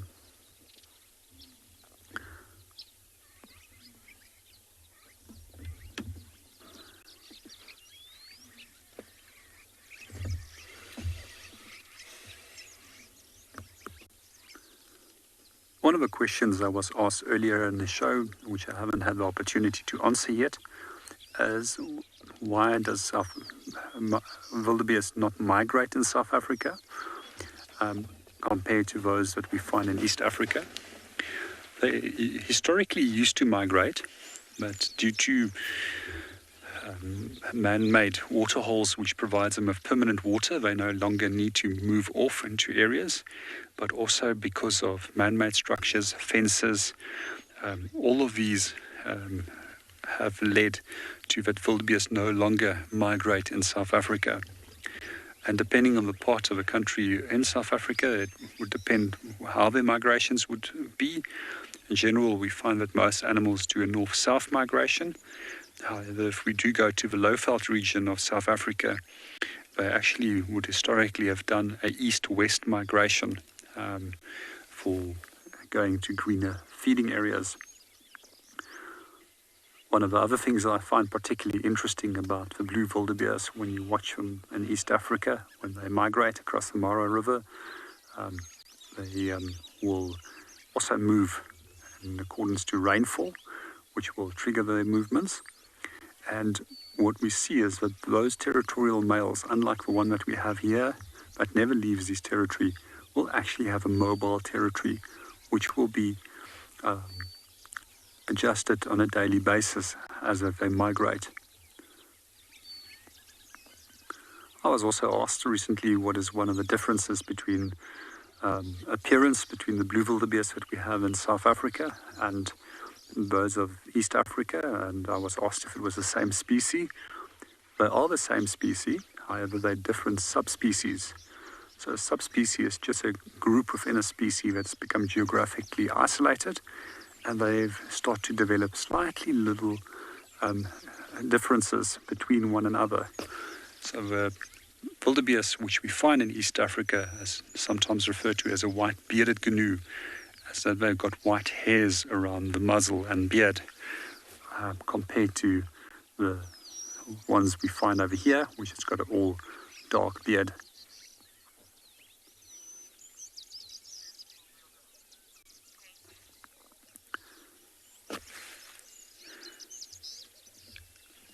Good morning, Kate. Yes, there's, in general, there is a mating season for them. They tend to mate, and with their mating coinciding that they will eventually have their young when it's a peak of the rain season. And in the eastern half of South Africa, they normally get born here by December, January. But you'll see that they will start dropping calves. So most species of animals have distinct breeding seasons, and they will deliberately time the gestation period to such a manner that they can drop their young then when there's plentiful food. Then there's other species such as lion and leopard, which has got polyestrous cycles, so they can literally fall pregnant and go in at any time of the year. We also find it with Springbok, where they can give birth at any time of the year. They also try and coincide it with high rainfall periods. However, with an arid environment like this, you can't predict that you're going to have sufficient food at a specific point of time in the year.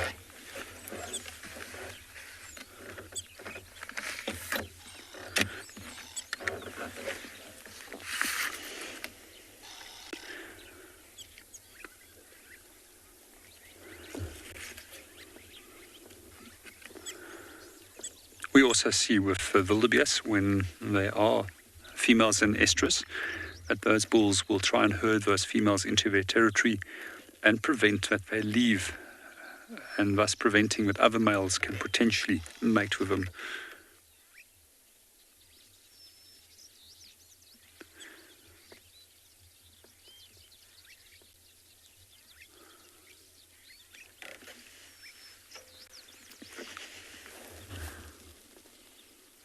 With wildebeest, we also find that they've got quite a long gestation period. If we think of it, they've got a roughly 9-month gestation period. And if you compare that to smaller antelope species, such as bushbuck, which has got a fairly short gestation period compared to them, only 6 months, we find that they have specifically evolved longer gestation periods so that they can give birth to a calf which can stand within a few minutes and follow the parents within minutes, so that they can keep up during those migrations with the parents. Unlike bushbuck, which has a calf that will be lying out for quite a long time. If I remember correctly, laying out period for a bushbuck calf, sometimes up to 3.5 months. We don't have bushbuck in this area, but I just like to always use it as a comparison because of it having an incredibly long lying out period where it will be remaining hidden from predators, and where the parent will go back to it on a daily basis to feed it, clean it, and make sure that it's well. And then once it's strong enough, big enough, then it can start following mom.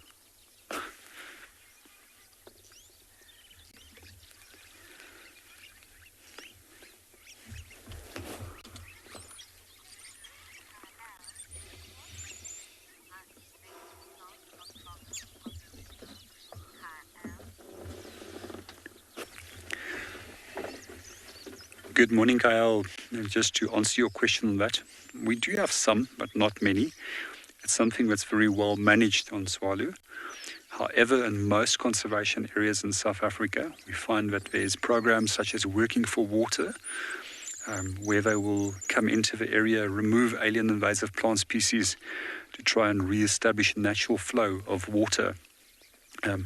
Unfortunately, even in conservation areas, people would bring in things like plants which they would think would not be invasive at all, purely for ornamental purposes. Before long, you can see monkeys, baboons, and birds spreading out the seeds or fruits, and then you start noticing that you have a problem.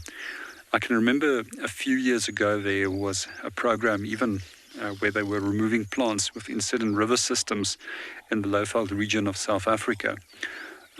Because alien invasive plants even had an effect on the crocodile populations and having a skewed sex ratio within those environments.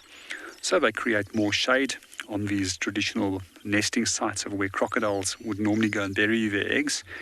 And as that the eggs of crocodiles are temperature dependent, we find that the colder temperatures will lead to the development of females, while warmer temperatures would generally lead to males. And eventually there was a higher amount of females that were hatching at that point. We often underestimate how alien invasive plant species can actually affect our environment.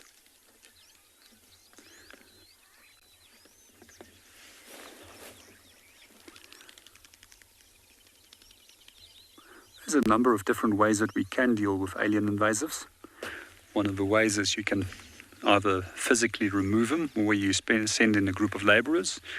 You can also use certain plant toxins to kill them off, or sometimes they'll use mechanical means to actually just delve through that area to remove them.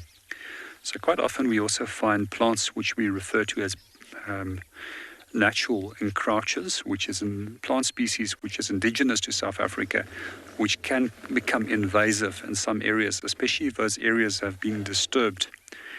And I can remember a few years ago in one of the Northwest parks, there was an interesting additional method that they used to actually deal with these naturally encroaching plant species. And they actually utilized elephants to deal with their problem. And how they tricked the elephants into dealing with a challenge was to spray these plants with molasses. So they brought down the costs in terms of physical labor.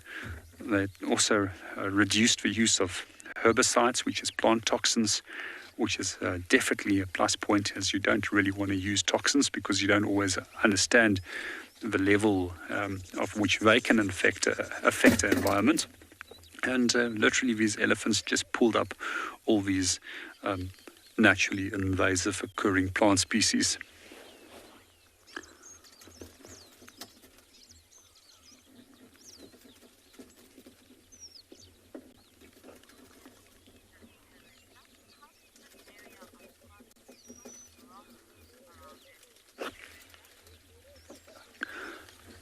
Good morning, Teresa.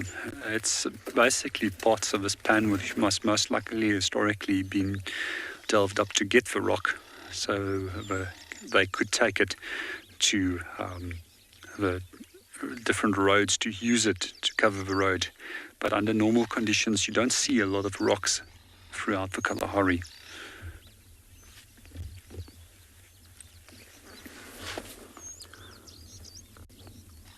So it's possible even that this pan might have been much larger, but has lost its ability to keep water because of past practices.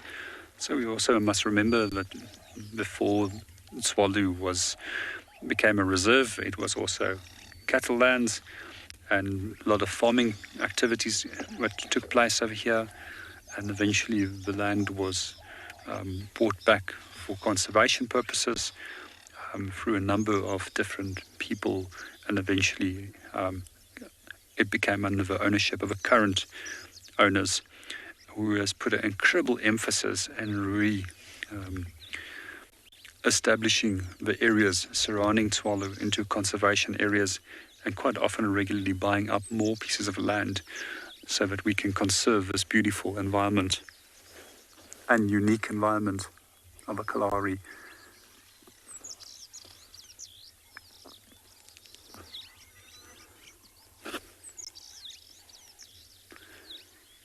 So in the meanwhile, we're just still watching, seeing what's coming in and out from this pan. Our wildebeest has now sort of disappeared in the distance, and we're just going to see what we can find in terms of birds coming in and out to come and have a drink. So for a short while, we're just going to allow for a little bit of silence and allow you to soak up the beautiful sounds of birds chattering away.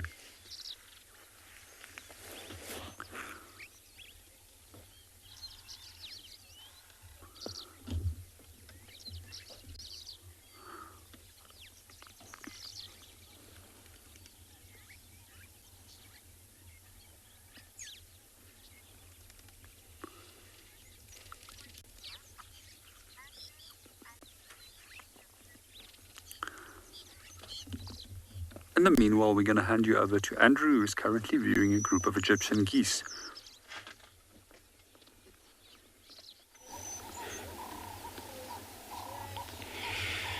Thanks so much, JP. So here we got a Egyptian geese. Looks like two of them, another one just disappear away from the one that you can see right now.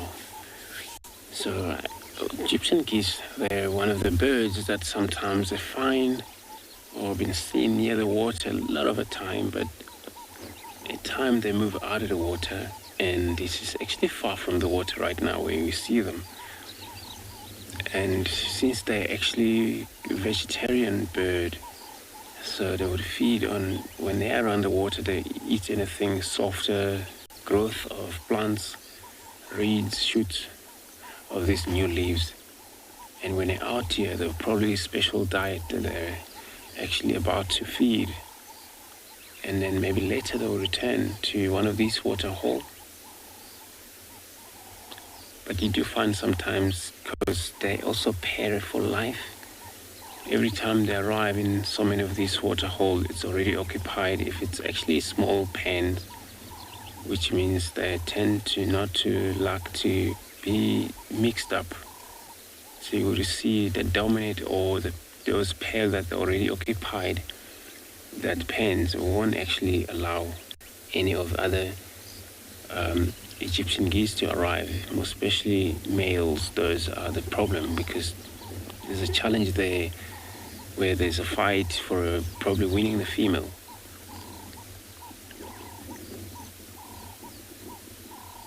just busy checking around. When I'm out in this wood, they're probably kind of like slightly vulnerable to big bird of prey, which most martial eagle will prey on them. And those martial eagles are actually big bird. I only saw it once when they're preying on such a geese species, when they just land on it and sit on it, kill it right on the ground. Where many of the other birds of prey, they actually took it up.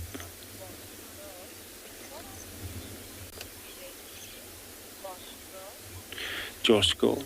So you want to know what they're related to? So they're related to most dark, but they are kind of like also water independently when they have to.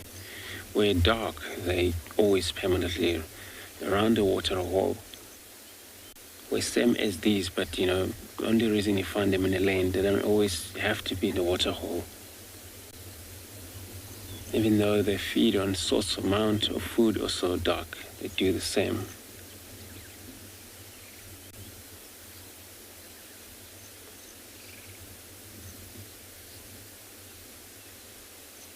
And now actually we don't have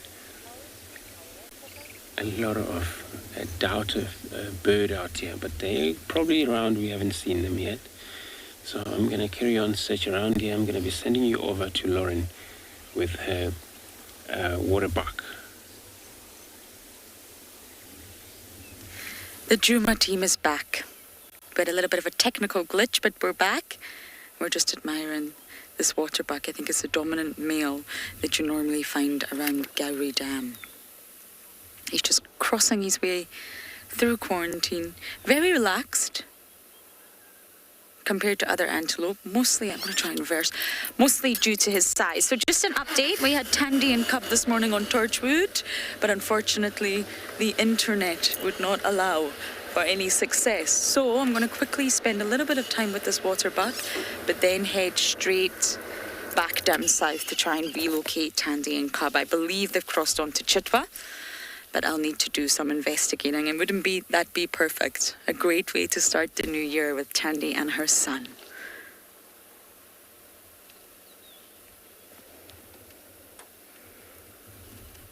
Mr. Waterbuck, you're not making life very easy for me. One more time to reverse, Gav.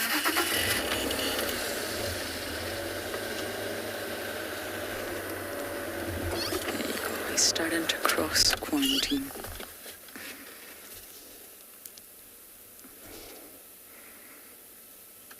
Tom, you're asking about the bum circle, and that's exactly what it is. Now, most of the species out here have follow me signs of some sort, and it's normally black or white on the ears or maybe the tail or the rump, and it assists in the offspring following the mother, but it also assists when you live in a herd. Especially for impala, they have sort of an M-shaped black and white marking on their bottom, and it helps when the impala are all fleeing from the predators. They're able to keep track of where each other are by following those signs. So that's exactly what that white circle acts as. But it's just wonderful. There's another species up in the Masai Mara, subspecies, the Dafasa waterbuck, and it does not have that bum circle, and it's rather disappointing. Okay, I think we need to head south if we want to have any luck at trying to locate Miss Tandy and Cub. Bless me, everyone. Sorry. That cannot have been pleasant. I apologise. And try to get on the radio and find out exactly where they went. So wish me luck. I think there's lions on Djuma as well, so hopefully Andrew will head over to them and find out exactly who.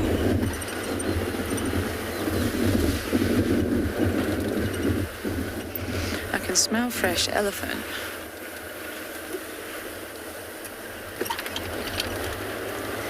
Okay, I'm going to put my foot down a little bit and hopefully we'll have some spots for you very soon.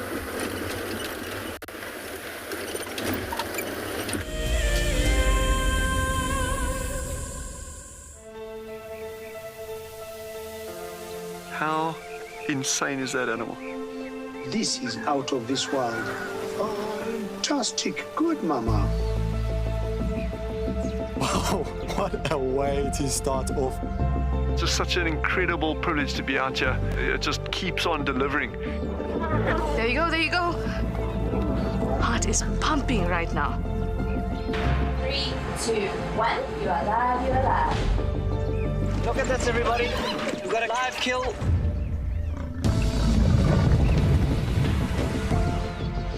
The cock's holding the tail. It's holding tight. Lucky wildebeest.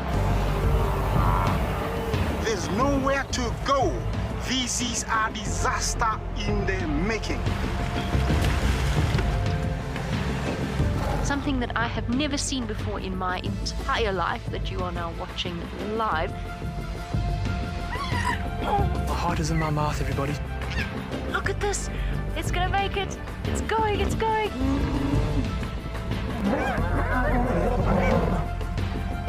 This is just too magical. Hi, little guys. That's great, isn't it? Look at that. Scuba Steve has got a friend. You've got a friend in me. It couldn't be a better morning. This is just too special. Oh my goodness, we've got a turtle. How epic is the fact that we're coming to you live from the Chobe River? It's the most incredible feeling to be here. This is live, and we're in Rwanda. This is a very, very different adventure, charged with emotion. I did not think I would ever face my fears like this.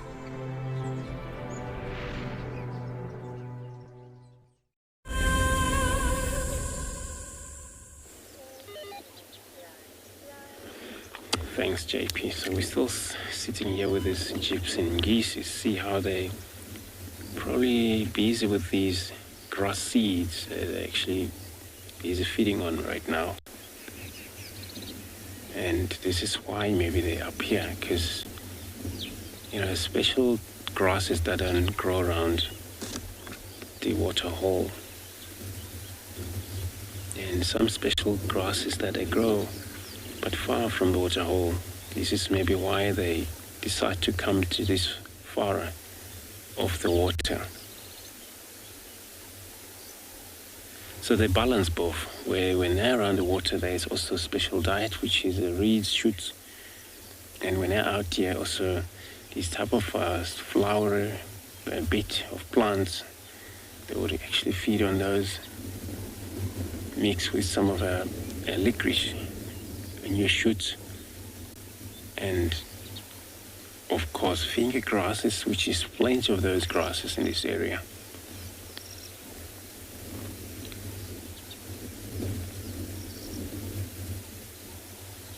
And always male and female Egyptian geese, but you do come across sometimes many of them in the same area where there have been those kind of like nomadic birds where they find themselves in such a group, or some of them haven't yet dominate.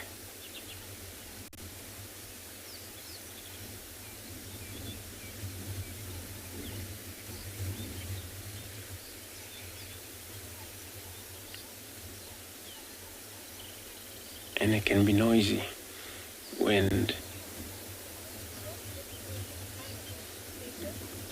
Migrant, you're right. It's actually indeed a very beautiful bird. Especially geese is off the land, just like this. Where we normally find them near the water.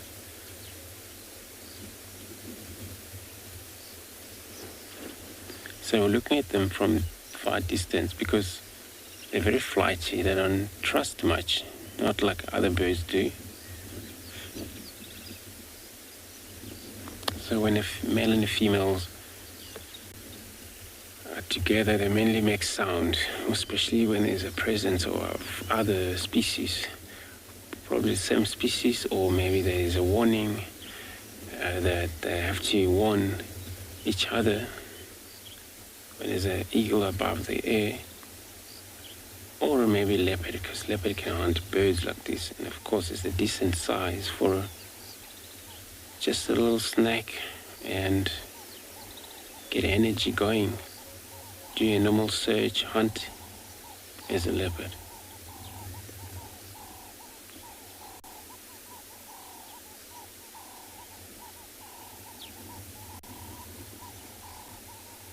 You remember they're actually one of the birds, you would tame them and you find a very young chicks and you raise them.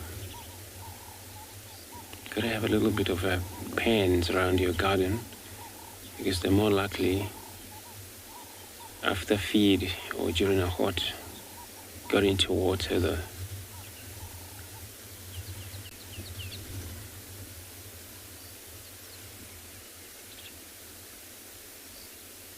You're more likely to see them throughout the country most of the time, Egyptian geese.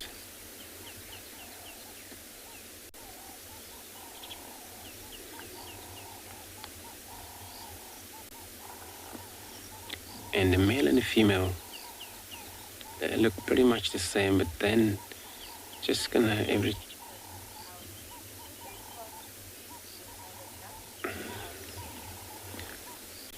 no, they don't actually crossbreed though, and I never heard of it, so I don't think they do. There's always, every time, they don't like mixing with other dark, and they always Egyptian geese to Egyptian geese.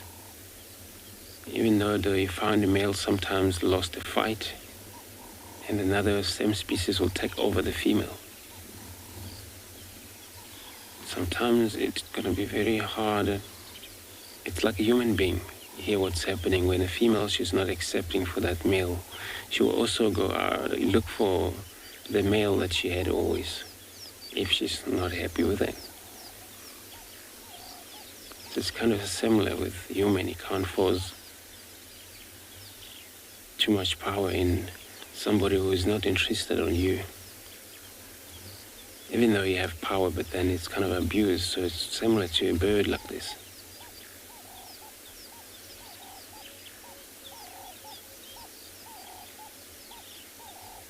And they're busy actually. They're actually trying to get as much as they can, the seed grasses. And they'll go down, drink water. This is their special diet, just the plants and this grass. New shoots of flowers most.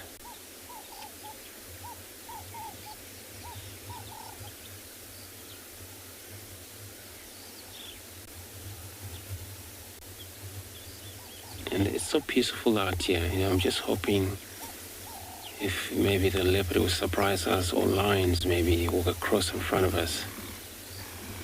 And it's so peaceful morning, which I'm hoping to look for those cats and see if there's any around here.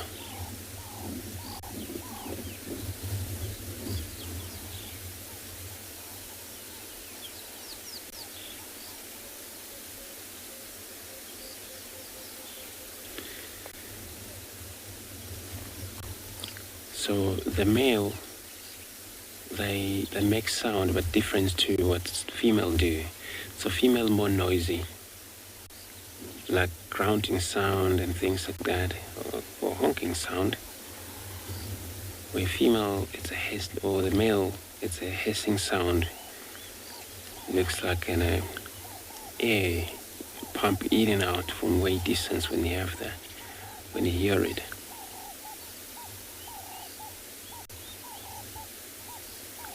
But maybe the reason that the female should have such a sound is because of contacting with their chicks if they ever get lost,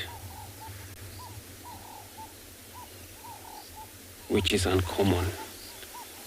They're all members involved in taking care of these chicks, making sure they all survive. And they actually hatch anything from about 8, maybe 9, maybe 7 chicks. It's been seen moving around a lot of time maybe die of an NNHA which would be maybe bird of prey when they're not actually inexperienced enough to go to hide if there's an attack.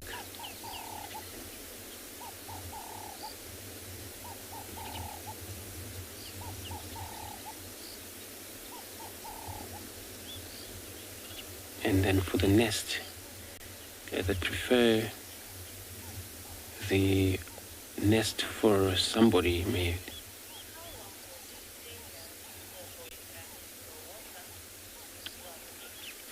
Dominic, so you want to know how long they're going to spend here. So it depends.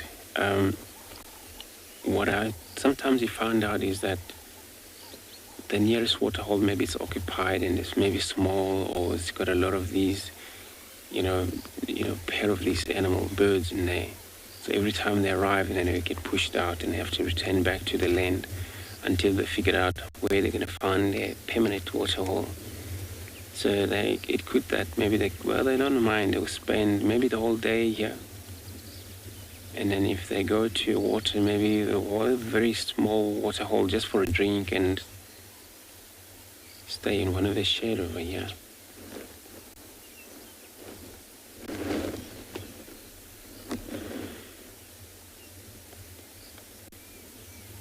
So maybe they may return back to the water if they just make their own decision to come to this far. Maybe just before very hot,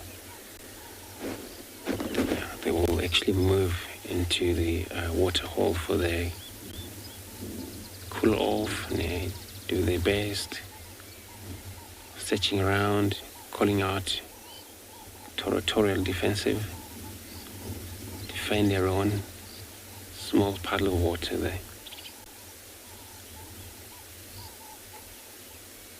So I'm gonna move forward. So peaceful bird, finally, they were moving away, but they're slowly getting close to us, which you can see, the full body of this bird.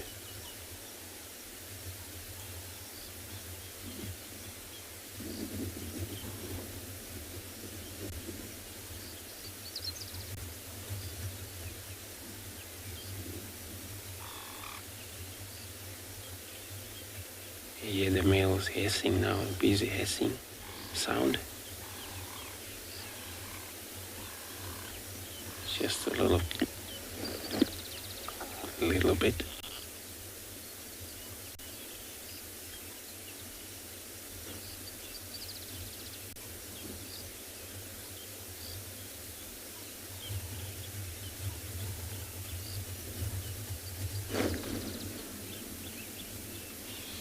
When I look up in the sky, there's nothing.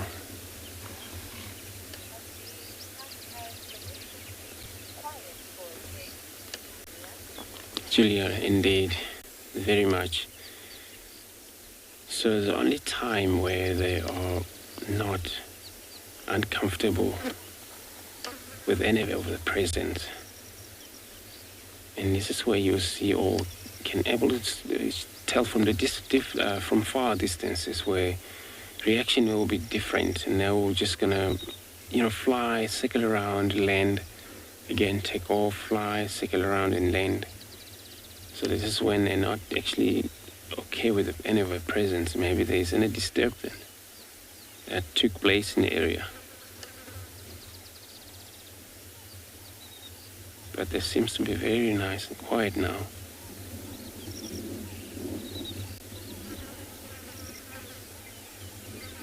So wherever these comb dark and those whistling dark, there seems to be still dominating the other small species of dog out here.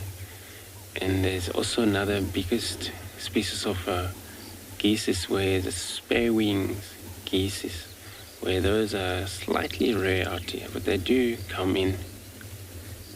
But you more find them in a bigger lake this time of year. And that one, they're more likely to be sometimes one at a time.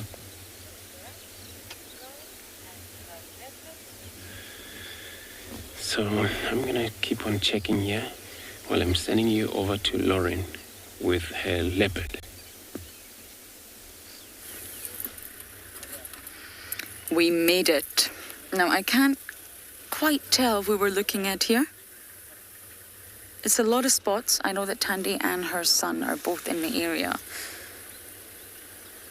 But in the long grass, I'm not actually sure which individual we're looking at right now. I think it could be her cub, but we've got them. On Chitwa Chitwa. They crossed all the way from Torchwood and came down south, and luckily were able to traverse Chitwa. So Tandy and son are New Year leopards.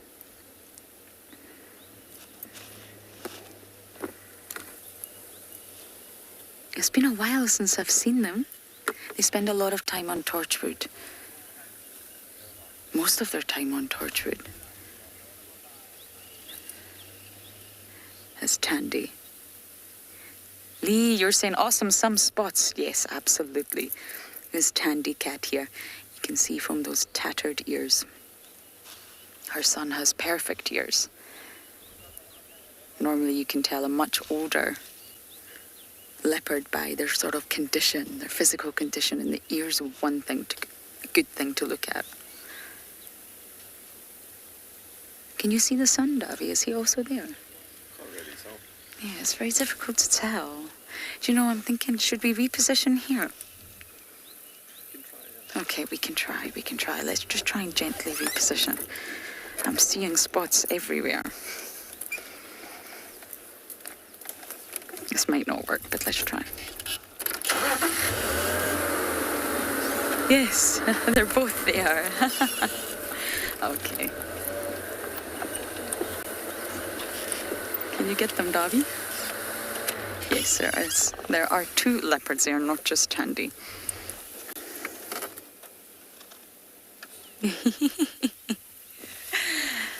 Dobby actually hasn't seen Tandy's son in a very long time, and oh my, he's grown. Hello guys, Happy New Year!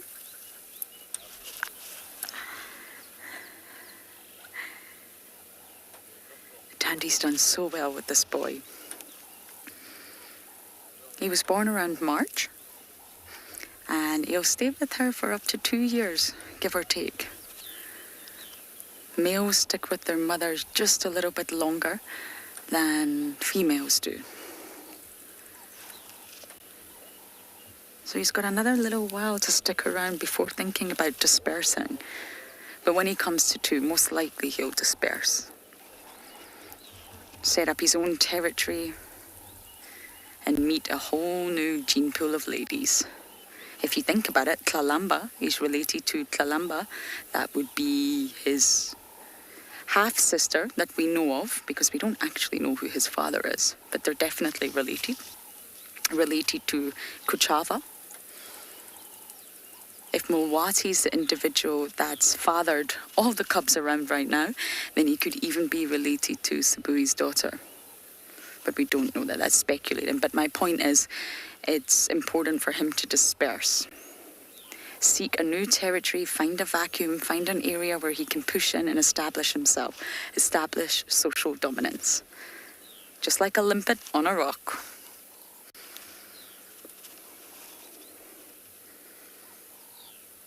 It's not the best views, but they're nicely in the shade, and maybe in a moment we can reposition, but they're definitely both here, having some mother-son time and grooming one another. How perfect. Are you happy, Davy? Davy had the best time at Tswalu, but he did say he missed spots. How could you not? Okay, I've definitely found my sighting for the day, so I'm going to sit here and enjoy.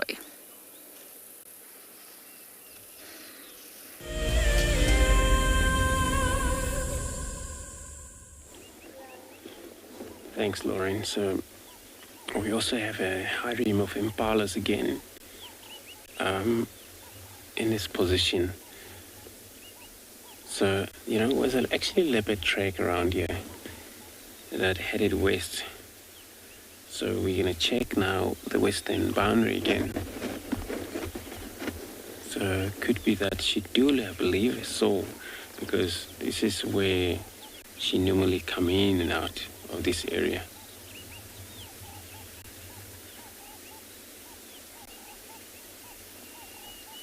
And I'm not sure, because then also Tingana, this is the last track, his last tracks was actually moving west. So I'm kind of like checking with this impala, because they at the same time might be hunting impala.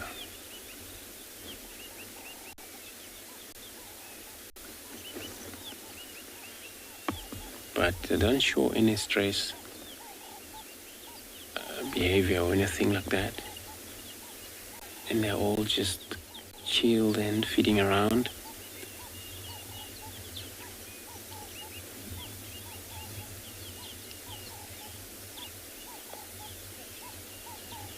And where they are, they're actually clever animals. They're in this open patch.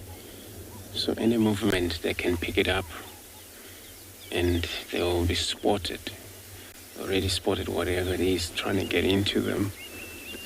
So I'm checking the few roads here. Hopefully I get more of this Leopard track.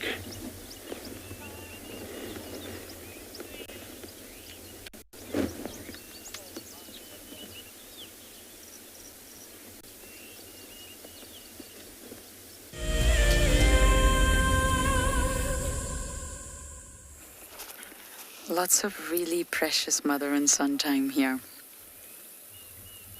Really, a lot of grooming now. They're found together quite a lot. It's almost as if he's reached a stage where they're travelling a lot more together, just like Kotrava and her son. There was a stage where we were finding Tandy a lot on our own, but they're travelling together now. Oh.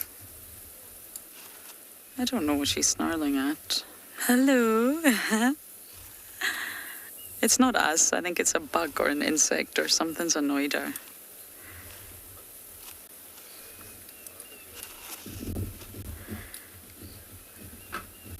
And that was the Tandy smile, everyone. If you've never seen that before, well, Tandy loves to smile. Do you know what, Davi? Let's get round before we lose complete visual here in the long grass. What a winner! I'm so happy. What a great start to a new year.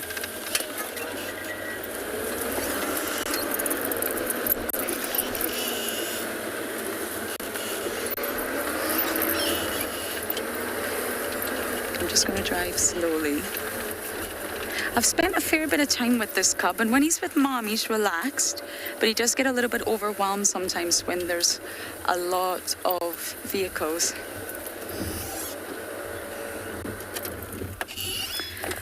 Robert, at this stage is tricky, possibly. Very, very possibly. He'll be hunting now, albeit small things. He won't necessarily be taking down great big antelope. But Jessie could... Hosanna and Shongile lost their mother quite young as well. And obviously, Hosanna survived. So at this stage, at 9 months old, coming up for 10, possibly, he could survive. But it would take a lot. Tandy leaves him. He's used to long bouts on his own. He's used to feast. He's used to famine. And he will be hunting. Absolutely. Now, Tandy, it would be so lovely if you went up this tree.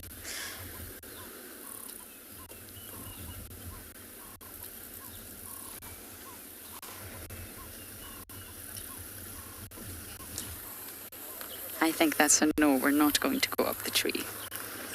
I'm just going to let other vehicles in the area go up ahead, and then we'll follow.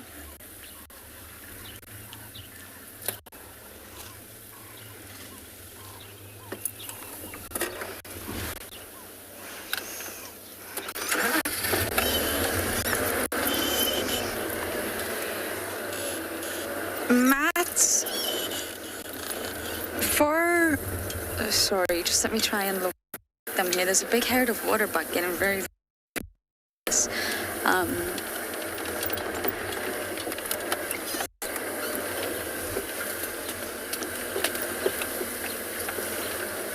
Okay, I can't actually see them, but Matt, for females, it's a sort of very different, their priorities for setting up a territory are different. So their mother actually hands them a section of her territory and, excuse me, it's all about finding the right area, fitting into all the competitors that has resources. Females' main goal is to reproduce. Get ready, get strong for reproduction. Choose an area where there's a plentiful food supply and guaranteed water. Now for males, they disperse, so they have to be old enough and strong enough to disperse, and their sole goal for setting up a territory is females. So it's also reproduction, but it's a different aspect. Males have to go, they've got to find an area, they may have to battle, they may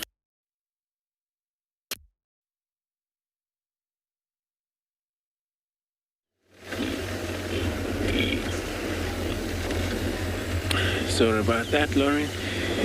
So we still on search around here since we left that high rim of impalas.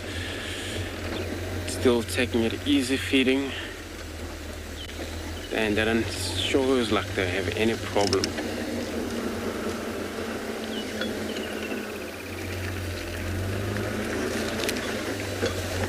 So we're still, I'm checking here if there's the tracks leading different direction, because the last tracks were actually cutting straight west.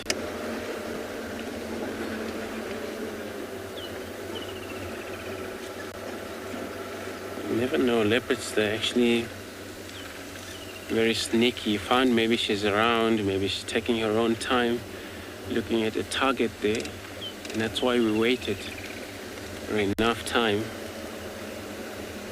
But what we've seen there looks like a both sides of the road. There's impalas. I'm gonna do a big loop, come back from the other side there.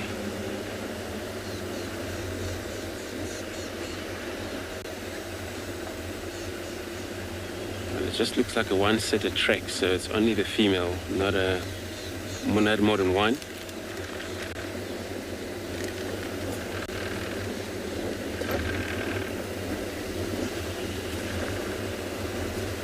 I was amazed the other day when we found she's doing that hit, and then she was still showing very much interested on moving in that heat. So when we look at this weather this morning, it's not yet there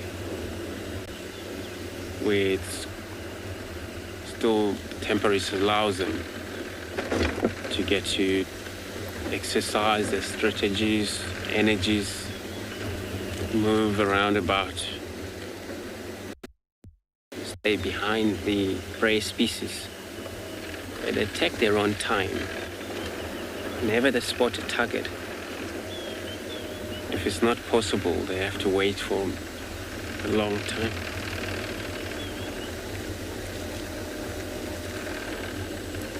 And again, so you want to know how do I tell the difference from male to female?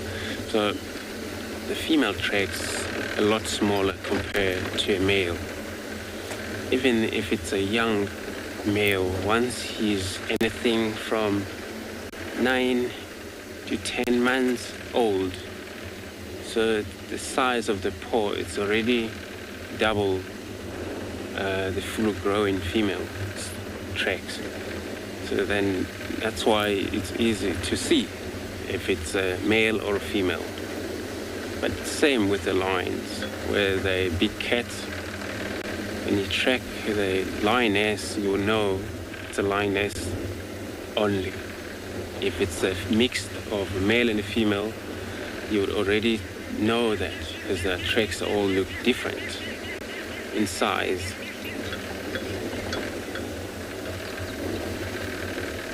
So it's easy that way though. But then you need to know your track skills and things like that, because you don't want to follow cheetah, then it's a leopard, or you follow leopard, then you find cheetah, where there also tracks there's a difference. Where cheetah tracks shows a lot of a bit of a claw on front, of their toe. So every time they move, just like a hyena, so these claw nails also marking in front of their toe, so you know it's not a true cat. Where a true cat, their claws are tractive, which is they're inside while the animals move, only need them for emergency, grab whatever they chase. Of course, a very sharpened claw for a true cat.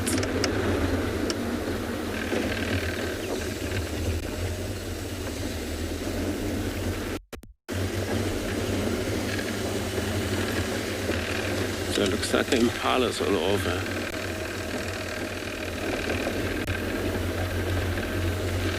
So it happens when leopards sometimes they're on hunt and they don't spend a lot of time on roads most. Once you find the tracks on the road and the tracks off the road, and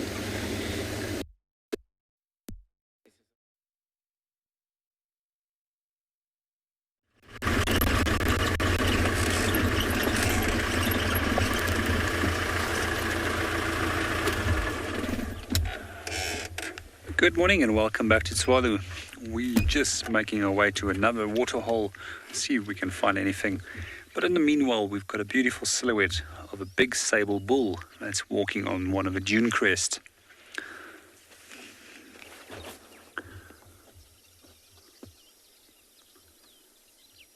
I was asked yesterday what is the difference between this and a roan, and one of the questions, and now we can clearly see the jet black coloration as well as a white underbelly, hence the Afrikaans name meaning a swart witpens, meaning a black-white belly. And we can also notice that incredibly long curved back set of horns which they have.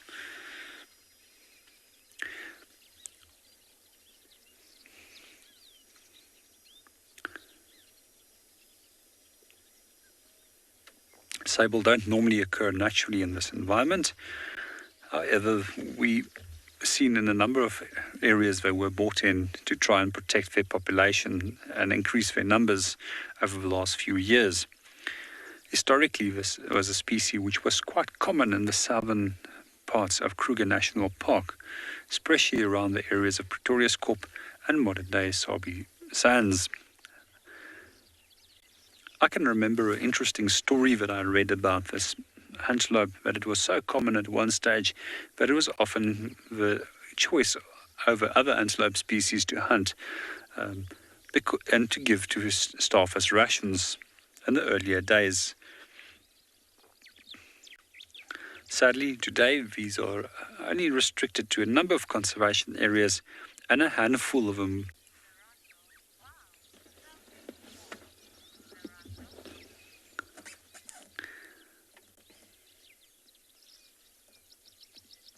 Good morning, Lerato, and welcome to the show. You're definitely right. They've got an impressive set of horns, and you can think of how effective these can be used as weapons against a potential predator, and just as effective in protecting themselves against other bulls.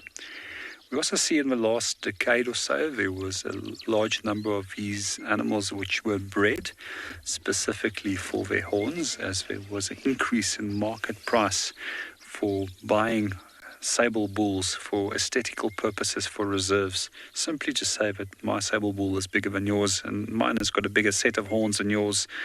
And if I remember correctly, at one stage there was a bull that went roughly for the price of 36 million rand. However, there's rumors that there are some of them that were sold for even more.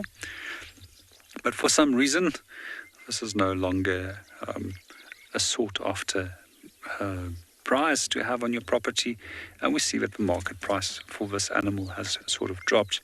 However, I love them wherever they are. They're one of the most beautiful of the antelope species, and I really hope that their numbers will start increasing naturally again. But we can relocate and translocate them to areas relocate them to areas where they once used to live.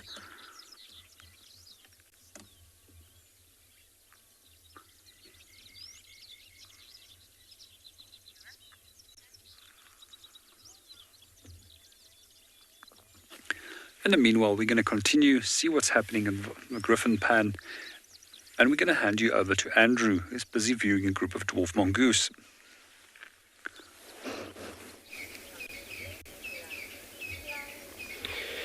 Thanks, JP. Here what do we come across now? It's actually little creatures. Very interesting about them. The Dwarf Mongoose. I think this is all about now getting out of the mound. Started to hunt. And they feed on insect. All of those lizards.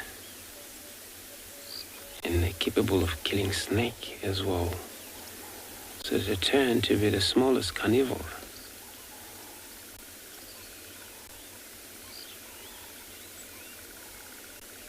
Hear the sound they're making. This is how they communicate amongst the group.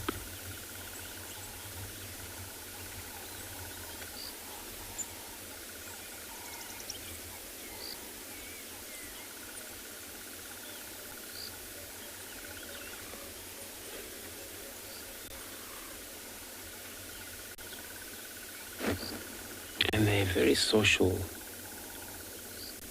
When they're out about feeding, moving in and out of the area, so they set up their territory where they move as a group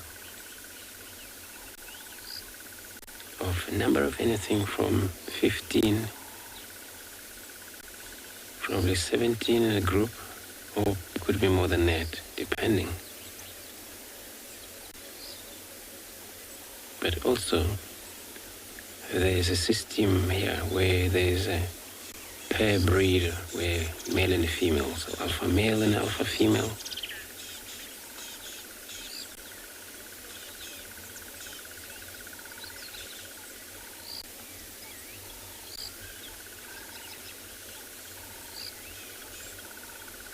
Just kind of like watching out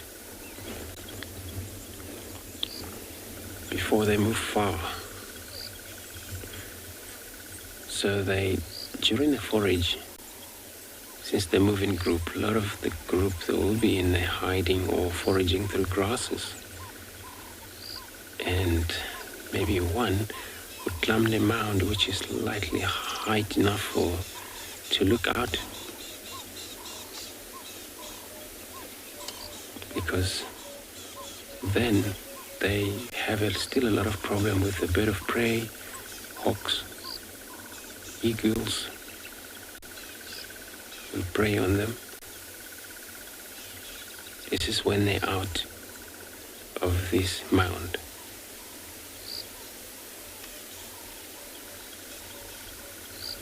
And they're so quick when they move out of that burrow there, they shoot.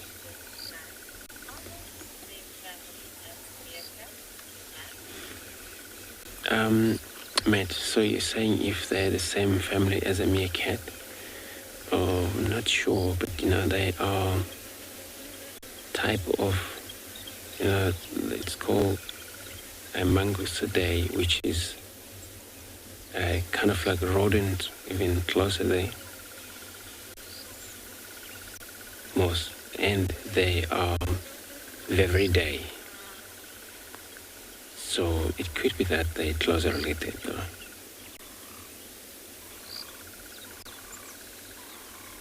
See the beautiful small ears.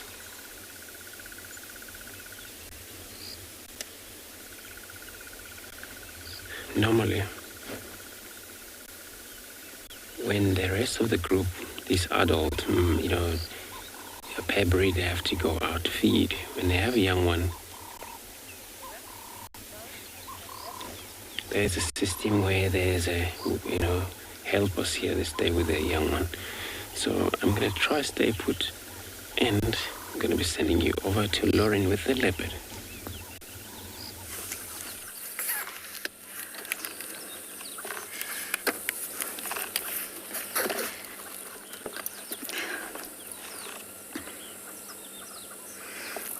We just had the most perfect visual. She's just jumped down, everyone. This is not Tandy. This is not her son. This is Sabui.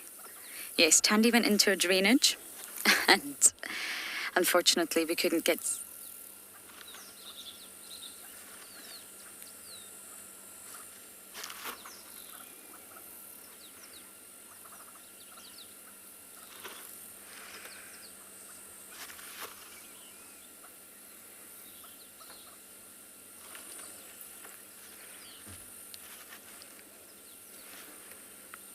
I don't know what happened there. We had Sabui perfectly up in the tree there for you, but sadly she's now on the move, which is going to make it rather tricky for us. Tandy and Cub went into the drainage, and Sabui's here now. She was sitting perfectly perched in this marula. We may as well follow Darby.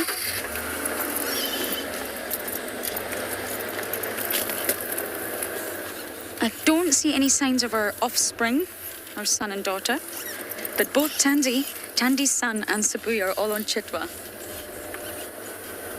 She's walking there. Let's try and get ahead of her. There's 2 other vehicles here, which means they can also keep tabs on her. I think she's going to pop out here on the road. 3 leopards. I think she is going to pop out here. Let me just make space for other vehicles. You got her. Just want to try for other vehicles. You got her. Just want to try and pull to the side. Ah, here she is. Now I can't pull to the side. She's right in front of the road. Hello, beautiful.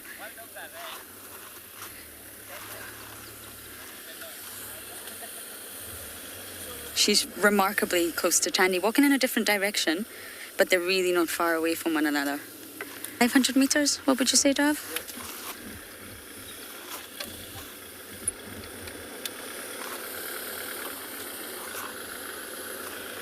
Okay, we need to move again before we truly lose sight of her.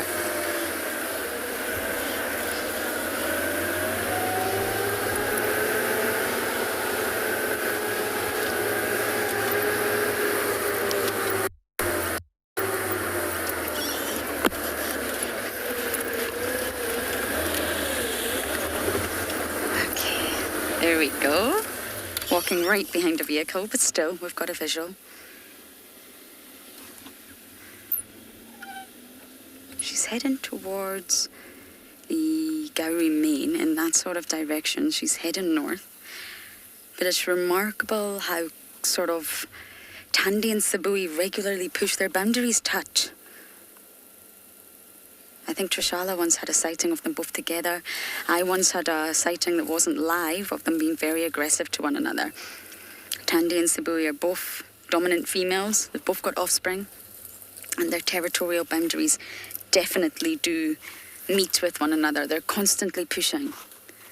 Sabui's constantly pushing and Tandy's constantly pushing back. But as I mentioned, there definitely has, in my opinion, been a shift in Tandy's sort of patterns, her territory. I feel she's just gone a little bit more east towards Kuchava, which could make space for Sabui around our sort of southern boundary, Twin Dams, Treehouse Dam. But it's a constant push and pull. Territories are dynamic.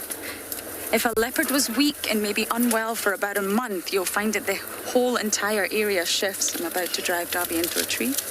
Apologies. Because they're constantly trying to expand. Okay, she's over here. The leopards are not making it easy today, shall we say?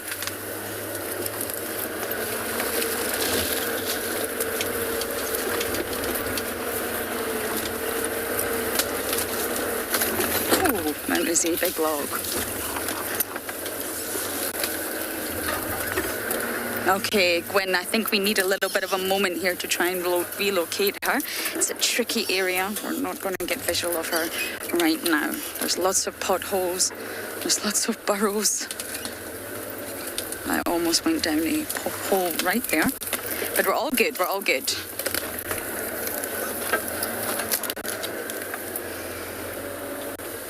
Okay, bear with me, everyone. I am going to relocate her. It's just going to be a little bit of a challenge.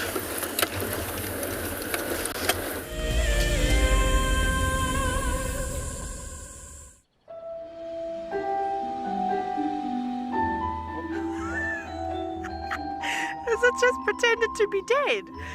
Oh, that was amazing.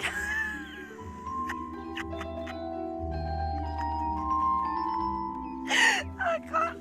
How do I it's like that is hands down the coolest.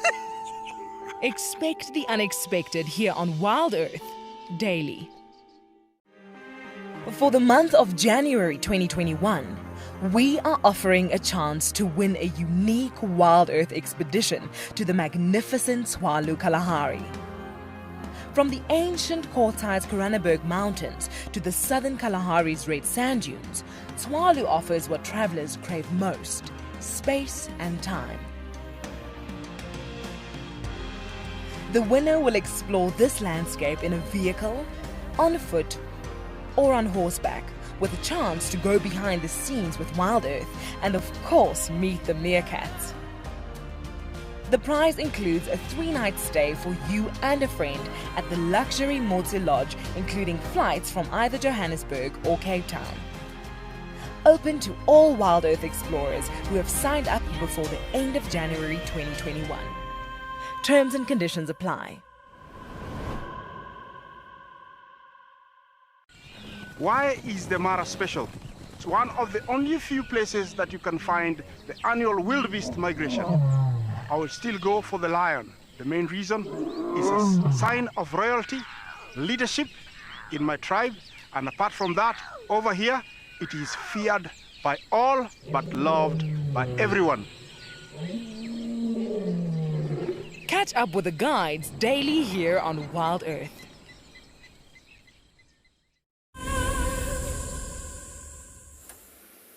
She's up on top of a termite mound, which is absolutely perfect for me.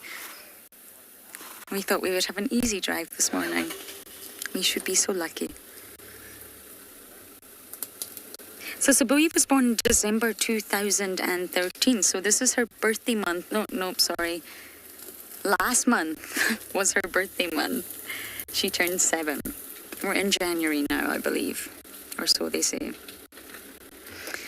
And her litter of 2 were born in August 2019.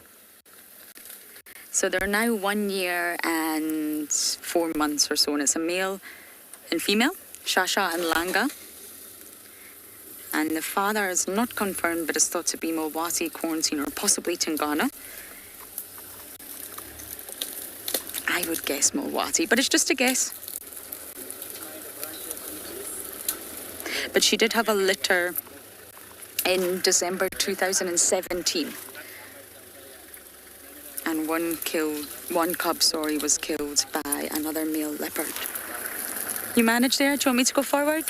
Okay.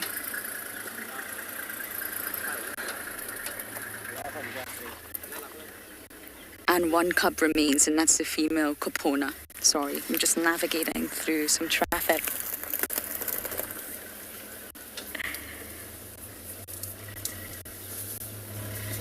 Sir 50, not at all. So, as I mentioned earlier, territory has a different purpose for the sexes. So, you have natural selection, but then further deeper into that is sexual selection, and that's where, along the lines of evolution, there's specialized adaptations for both the sexes because they have different needs. Males need to sire as many offspring as they can to continue their bloodline. Females have got to raise their offspring. I've got the most perfect view here, David. Do you want me just to go forward a tad? Okay, hold on. So a male sets up a very large territory to encompass as many females as he can. Now, they say normally for a male leopard, the minimum is 3 females within his territory. Females' territories are much smaller, generally speaking, and it will reside within a dominant male's territory, and he will be the residing dominant male. But they can travel... Oh, that looks good. A little itchy, scratchy there. They can travel out with their own territories to mate. It benefits if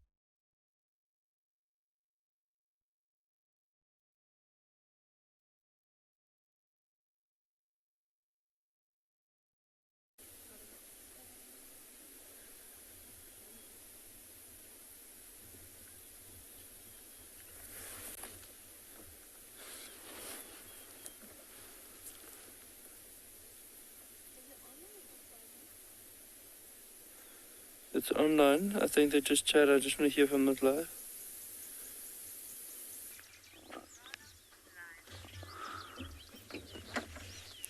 Good morning and welcome back to Tswalu. We just got out of a vehicle in the dunes fields to quickly have a look at some tracks and see what we can find. But in the meanwhile, we're going to just pan for you onto these long dune fields and tell you a little bit more about them. So for those of you that have tuned in with us for the first time, the red Kalahari Swells that you can see is a swells that's derived from an ancient landscape where the swells were wind deposited into this area.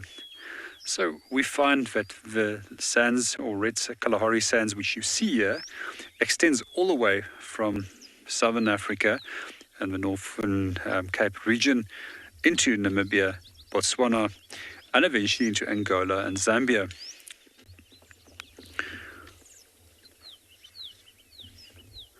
The red dunes that you see in front of you, they extend approximately 800 to 1,000 kilometers in length, and they extend from east to west, roughly from 150 to 200 kilometers.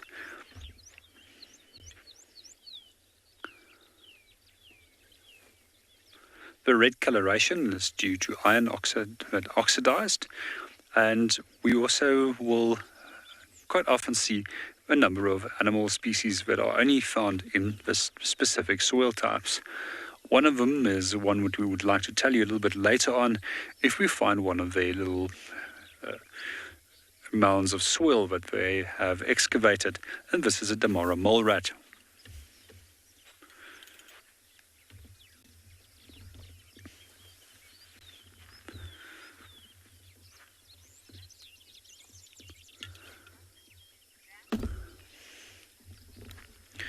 While we're continuing looking at a few tracks over here, we're going to hand you over to Nikki, who is currently looking at a number of ducks.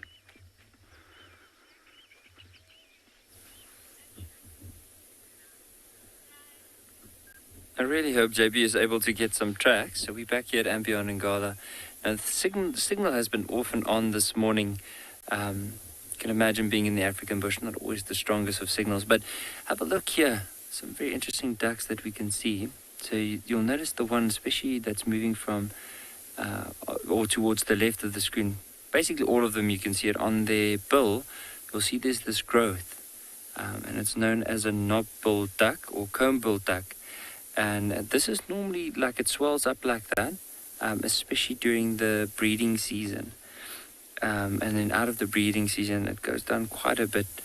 So it's not as prominent as we can see now. So most of those are males. The females are the ones that don't really have those combs on top of their bills. But this is such a beautiful waterhole. We have the Knobble Ducks. Just right of them are some Egyptian geese and then some hippos. That's towards the middle of the waterhole as well. You might just see them coming up in there. It's hard to see with the light what it might be, but it looks like it could be Egyptian goslings. Now, Egyptian geese, it's one of the probably the most widespread waterbird here in southern Africa. But where the name comes from is the Egyptians were actually the first people to domesticate them, hence the name the Egyptian goose or geese. Just trying to see where that hippo is at the moment.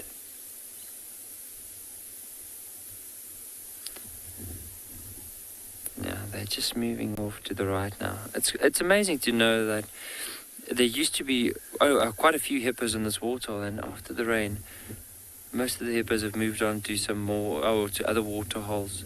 There's a lot more water around. In the wintertime, when it concentrates and there's less and less water, they'll move to these more prominent water holes like this one here.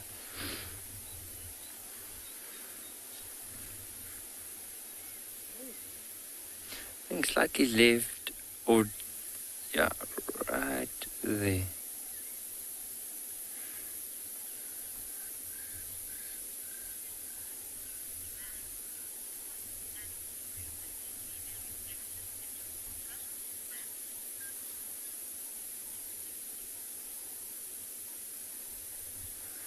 Matt, you had a very interesting question. I just didn't copy or I didn't hear all of it. It's in regards to something with animals in the water, their behavior, or?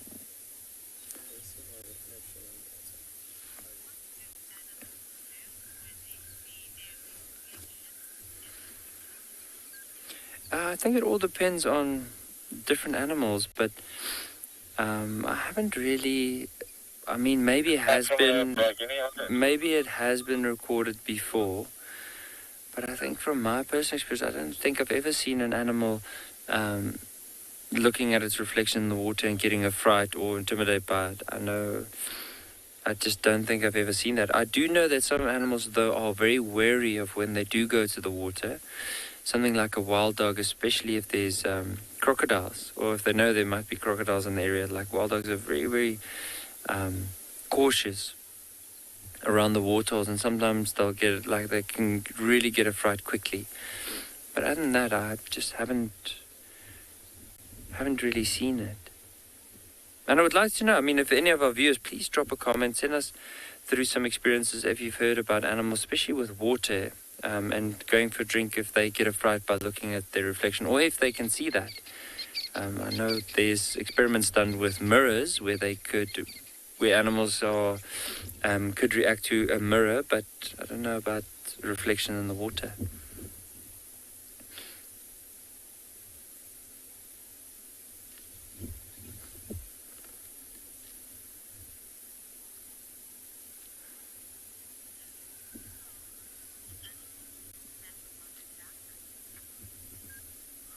Well, with these ducks, probably something like a crocodile can go for them. Often jackal, especially if they are towards the edges, maybe if there's a jackal that moves around and they're not too aware. Something like an eagle can go for them. Pretty much quite a few. I've even seen herons. So when these have young, and the young are really, really small, something like a heron can even go for them. Catfish. So, I mean, they have quite a few predators, depending on, of course, where they are. If they're in the water like this, I think there's only a few. Maybe a crocodile at the most for some of these bigger ones. But I do know also, like, what's quite interesting is sometimes with jackal, that has been recorded where vultures in the middle of the day will go to the water. And I mean, when I say vultures, it could be any other bird as well. But the vultures often go and bathe in the heat of the day, and then they move to the bank. And because of how heavy their feathers are, the jackals sometimes catch the vultures because they can't really fly away, and which has been recorded. But I mean, with the geese, they have that oily layer, so most of the water just runs down. So when they need to go out of the water and fly, they are capable of doing that, even from the water. So maybe crocodiles would probably be their number one predator.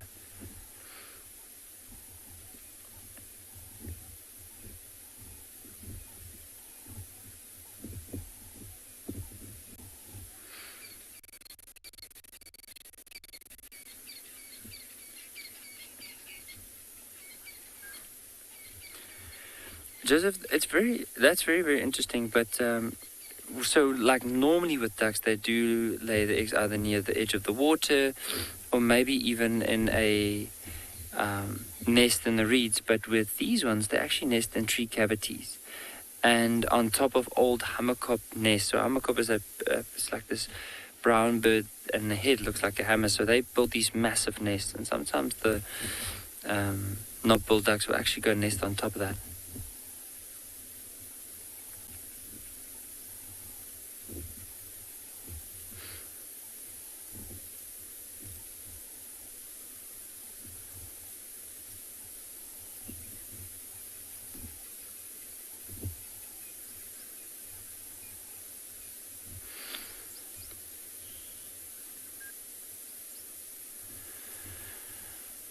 There's some red-billed buffalo weavers that are calling in the distance. You might be able to hear them.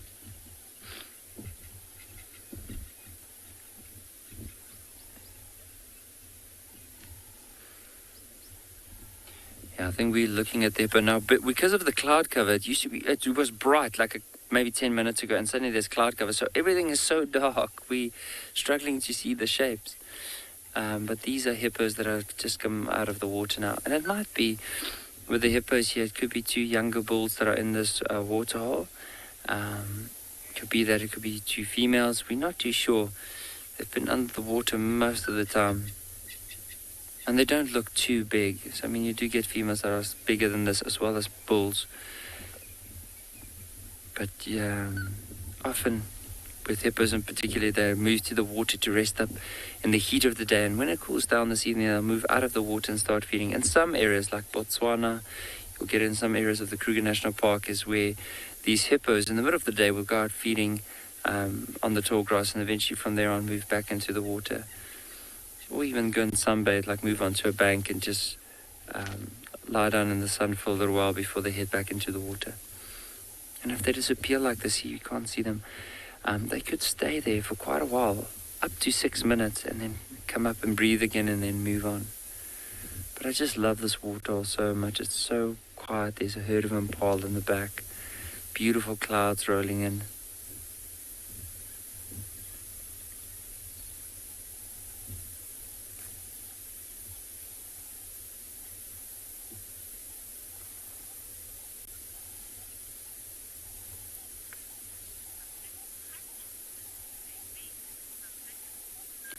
So I'm not too sure how often hippos mate. I'll have to try and find out. I'm sure it also probably depends on quite a lot of factors, but I'm not too sure about intervals at which I'm sure it'd probably be like, let's say with a female, probably every 2.5, maybe 3 years, based on the young and the size of the young. But it's something that I'm not too sure of, and I'll try and see if I can find out a little bit more about it.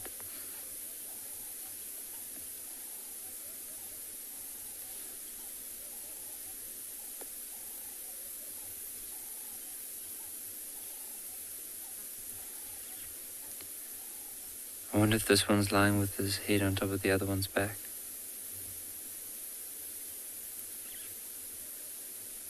I don't know. One just came out behind him.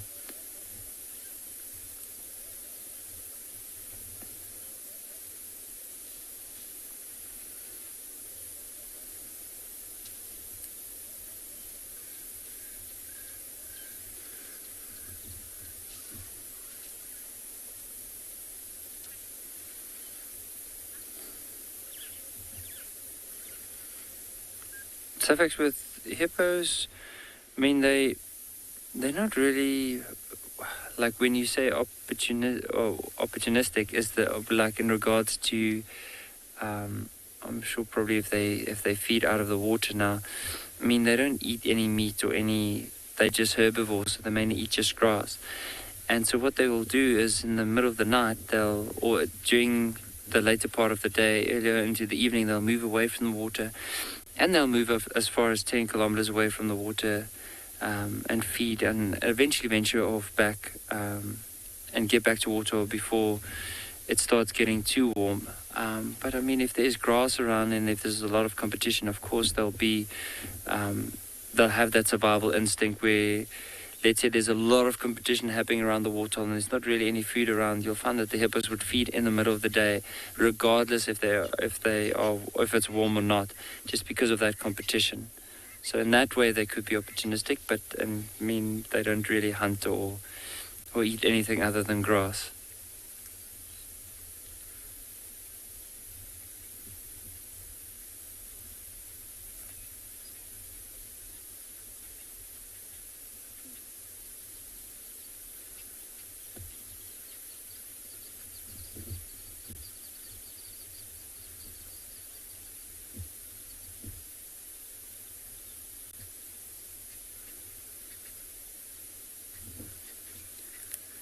Just right over this hippo, there's a Egyptian goose with, I can't count how many goslings, so let's just try to see if we can find her. She's right about there.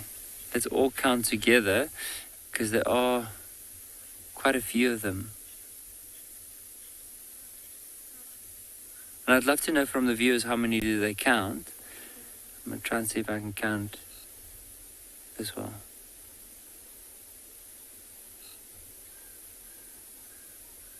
I counted 11. Now, I might have missed one as they were overlapping one another, so I'd love to hear from the viewers what do they think.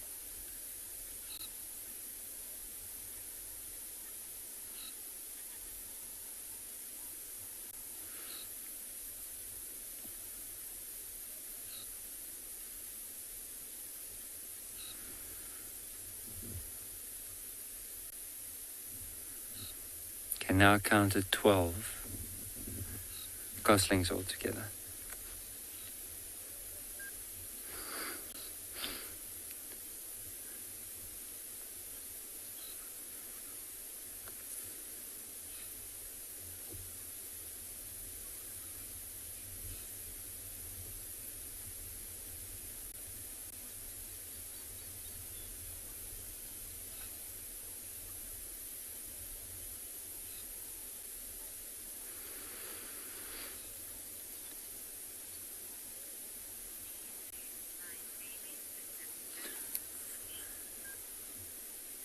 Lee, 9 babies and 2 adults.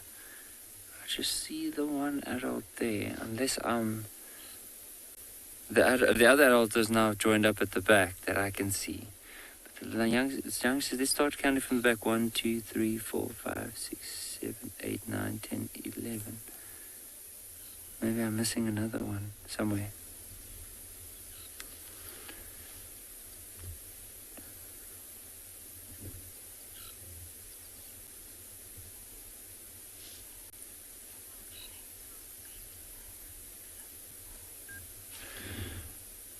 Mark, you reckon 12 babies and 2 adults? I think that's also what I got.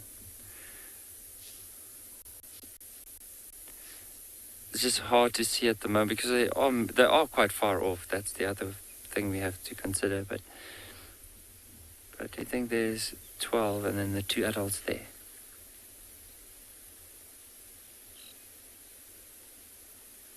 Yeah, I've just counted 12 again.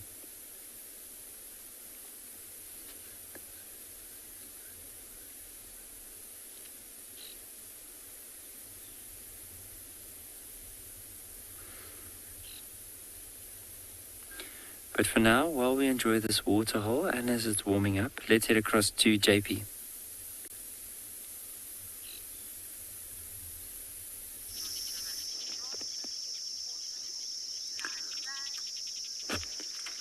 Good morning and welcome back to Tswalu. We just located on a breeding herd of oryx, also known as a gemsbok, and unfortunately they're just moving off. We're just going to see if we can reposition the vehicle and get a better view from them. It's always great to see these lovely large breeding herds. There's some really young individuals in between the group as well.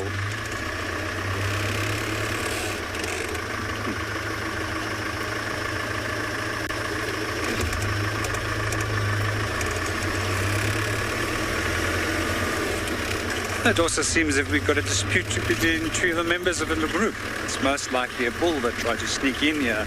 That's not being chased away by one of the more dominant individuals. We're just going to reposition and we're going to get a view back on them. And maybe we can get to show you how they're chasing one another. Oh, there we go.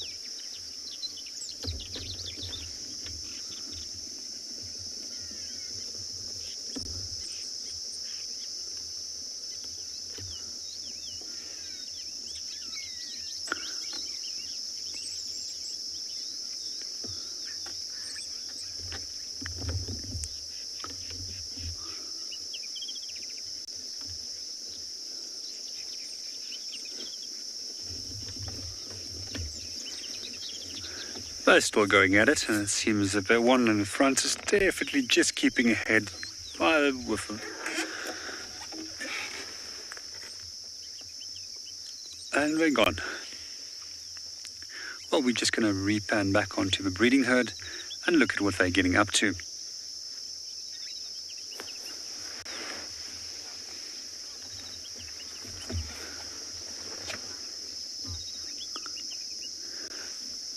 Yes, they are absolutely amazing, and yeah, they're coming back again.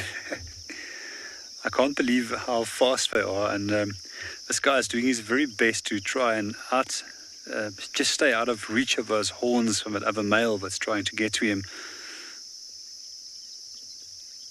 So quite often they are actually known to kill and seriously injure one another with these horns when there are fights with regards to territories or females.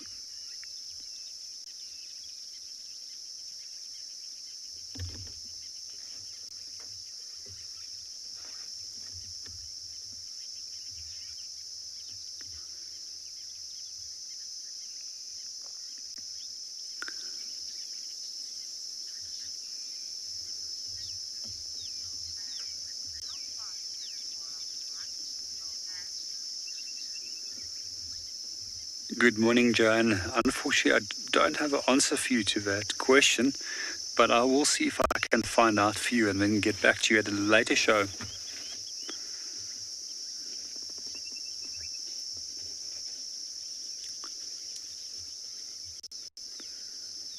They're pretty impressive in terms of the speed that they're already delivering. However, we do have a number of incredibly fast antelope species in South Africa, of which the Tsesebe is most likely the fastest.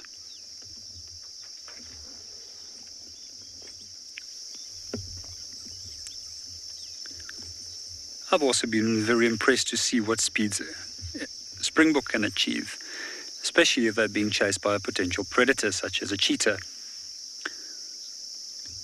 and often outrunning the cheetahs as well.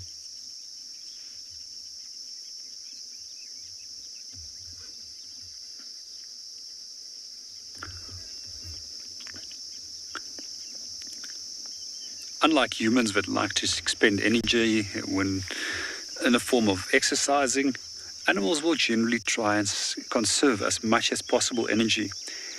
But for this moment, this guy has to exercise a little bit to just stay out of reach of that dominant male that would like to attack him.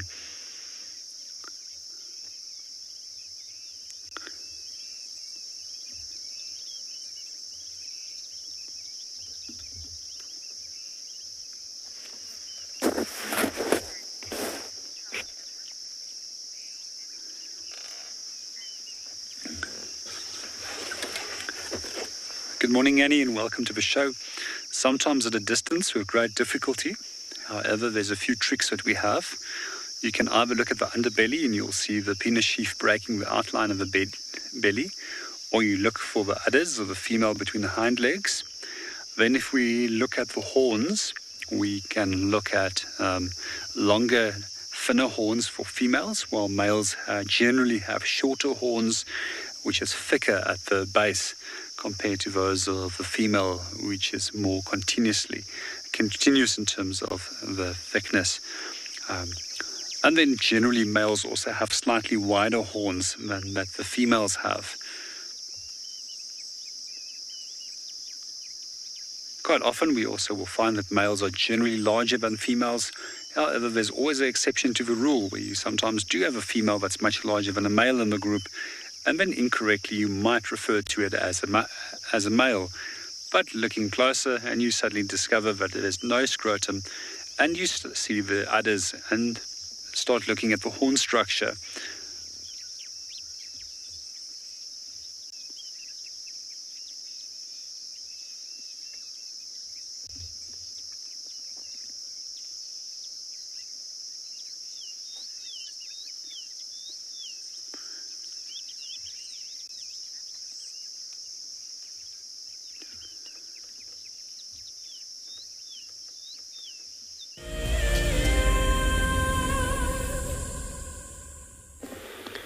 Thank you very much. So what we got here, it's one of the bird, it's actually a migration bird, where it's European roller.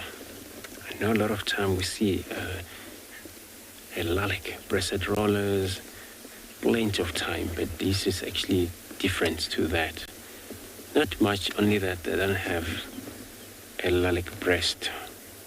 So all you see on their throat is kind of like still bright colored bird, but on top it's kind of a gray taking place there.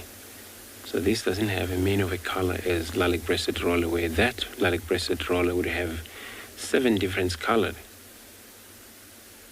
where these probably 3 color, 4 color things somewhere there, including the back tail. It's slightly black, and then the fruit color that take place underneath, and the browning that is there, and then the throat, which is kind of a gray light as well. And the patching there, probably it's actually hunting methods right now, watching on the ground, any movement of insect. Some of these insects will be catched from flies, just like a bee eater and things like that, methods of hunting. Or they can go down in the ground, prey on whatever, grasshoppers, go back on its perch, kill it, swallow it. So I'm gonna check around, see if I find anything else.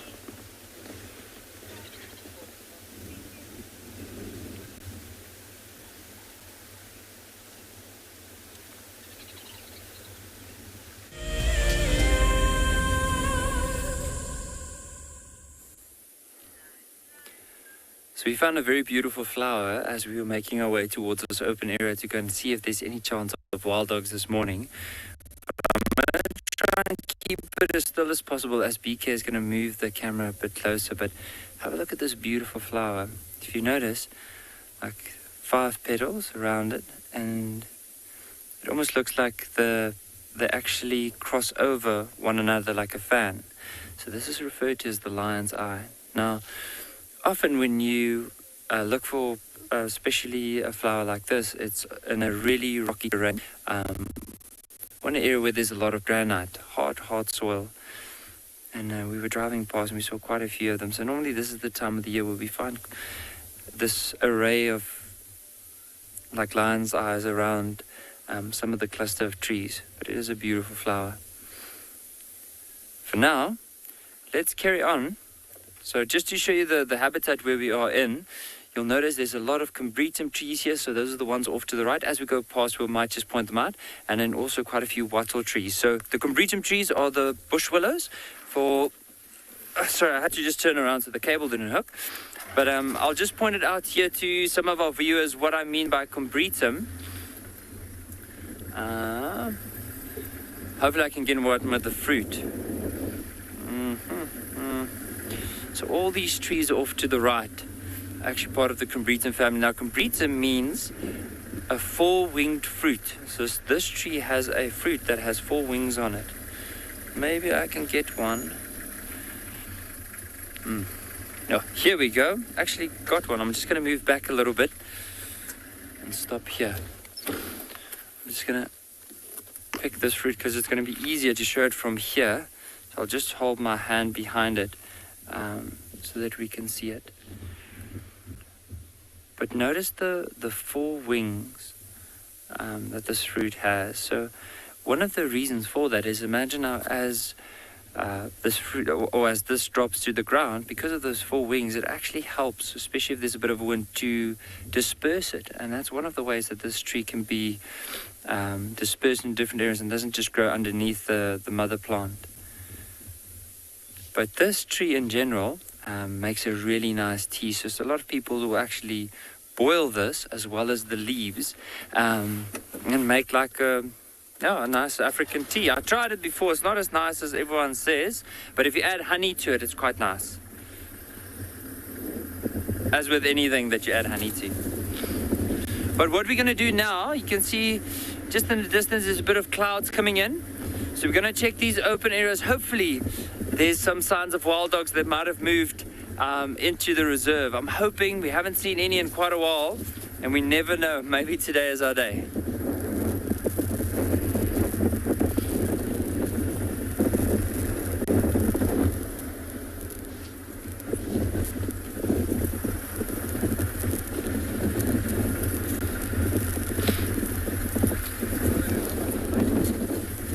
So I think for now, while we carry on, let's head across to some butterfly.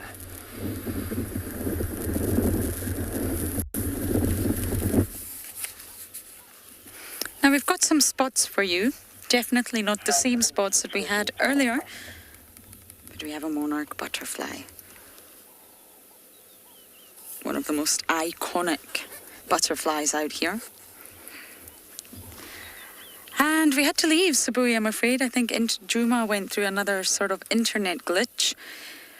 So there were short sightings, the two of them, Chandy, Cub and Sabui, but at least we saw them all. Lots of spots for one drive. It's been a very busy morning, but I think we need some shade, so we've parked here and we're just admiring this monarch. Very iconic, so iconic that the common diadem tries to copy it. But if you'll notice, it's slightly tricky from this position, but when it opens its wings, the wings slope downwards. There's a gentle curve sloping downwards. Now with the diadem, they don't do that. They actually sort of slope upwards. The patterns are also slightly different. When you look closely, you can tell which species you're looking at. But the diadem is trying to be a mimic, is trying to pretend, hey everyone, I'm the monarch. Mimicry in the animal kingdom is wonderful, and it comes in all different shapes and sizes. Meaning even spots on the back of a fish, an eye spot, is a loose form of mimicry. You're trying to pretend that that's an eye, that's your eye, to confuse the predator. But actually it's just a spot. But this is called Batesian mimicry. And mimicry in general has sort of evolved as a survival strategy, if you like, against predators. So what I mean by Batesian mimicry is that the African monarch is unpalatable to all predators. They can't eat it. It contains toxins, which will probably not taste very nice, to be honest, but it definitely won't have a nice effect on the body. So what the common diadem's trying to do, or at least the female, is pretend that she is unpalatable. By pretending to look like the monarch, she's trying to say, hey, I'm also unpalatable, don't eat me, don't eat me. But actually, she's completely palatable and most likely delicious. So she's basically lying, pretending to be another species in order to give off the impression that she's actually unpalatable, but she's not. An excellent form of mimicry. And this type is called Batesian. There's a whole spectrum of mimicry in the animal kingdom, ranging through all categories of animals, and there's different types, and they've all got different names.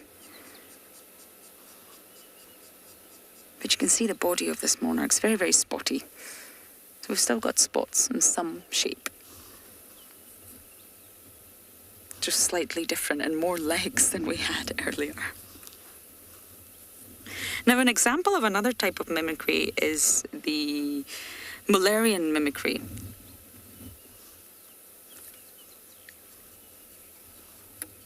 Ashley, it's such a wonderful colour palette. I agree.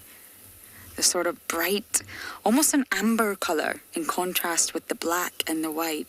Stunning. They really stand out here. You can spot a monarch or a diadem quite far away. So just going back to the Mullerian mimicry, what's happening here, it's different, is that all the species are actually unpalatable. No one's lying, no one's pretending to be unpalatable, because in fact they all are. But in order to dilute yourself and to ensure your survival, what you're trying to do is ensure that all the species that are unpalatable look the same. So just like impala, it's a dilution effect in the herd. You join a big herd, you're diluting yourself. You're ensuring that you're the one that's not picked off by the predator. It's sort of similar to that. By looking the same as all the other unpalatable species, you're reducing the chance that it's you that's plucked off. Instead of all having separate colours and separate patterns, you all look the same. So the predator knows, they're all unpalatable. I'm not going to eat them. Whereas if they all look different, then of course the predator may recognise one species as being unpalatable, but may not recognise the other. So it benefits them all just to look the same.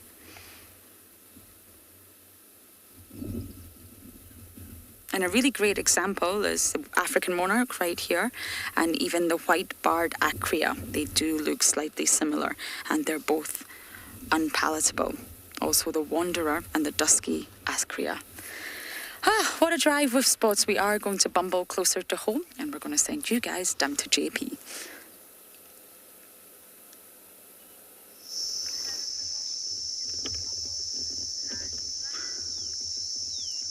Good morning and welcome back to Tswalu. We just located on one of the millipede species. Locally in South Africa, we also refer to them as shongololos.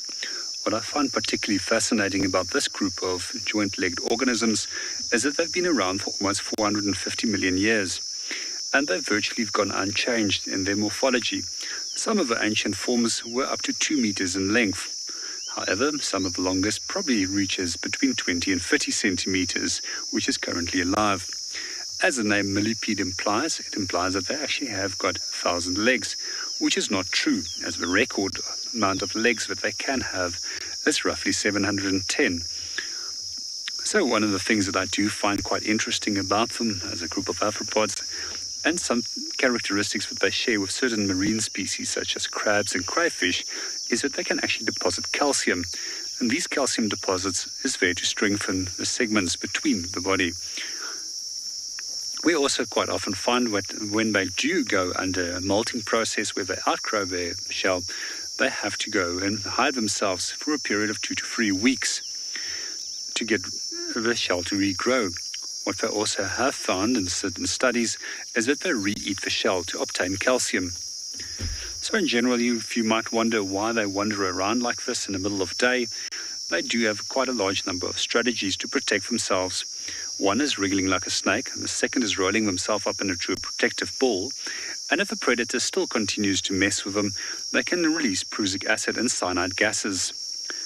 They reckon that an ant that would come within 8 centimeters of a millipede can potentially be killed by this incredibly potent gas. Some field researchers, which also collect insects, will quite often use millipedes by putting them in a bottle to kill the specimens. And they reckon it's far more effective than having to use toxins to kill the specimens, which they would like to study later on. So quite often, millipedes are confused with centipedes, and I'm just going to show you the difference over here. This is a centipede over here. So a few of the differences which we can see as the number of feet per segment. We can also see that they are more flattened in their appearance. And then they've also got a ferocious pair of biting mechanisms in the front, which can deliver quite a painful bite. We also find that they can inject a venom into the body of their prey.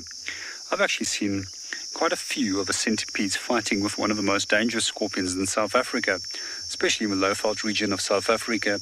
I've seen these guys taking on the Transvaal thick-tailed scorpion, which is regarded as one of the 3 most venomous scorpions in South Africa. Some of the other ways that centipedes and millipedes differ is that centipedes are carnivorous, while the millipede feeds on dead plant material. There's a few animals that do feed on millipedes, and especially in the eastern half of South Africa, we often find that they are consumed by the African civet.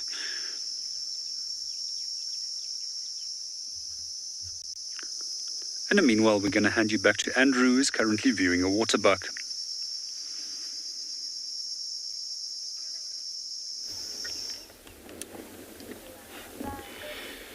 Thanks, JP. Here we got a very interesting antelope as a waterbuck, a male, beautiful ram that looks like he goes to shed to shed, but he's actually checking around here a lot. Actually wanted to spend enough time with him just to see why he's running around a bit. This kind of aggression, it's not a normal. It's when they're threatened or not sure what's happening around them. It's quite actually nice and open here, where he's probably uncomfortable with an area. They're very good on sense of smell, though, and they can able to smell things from far away.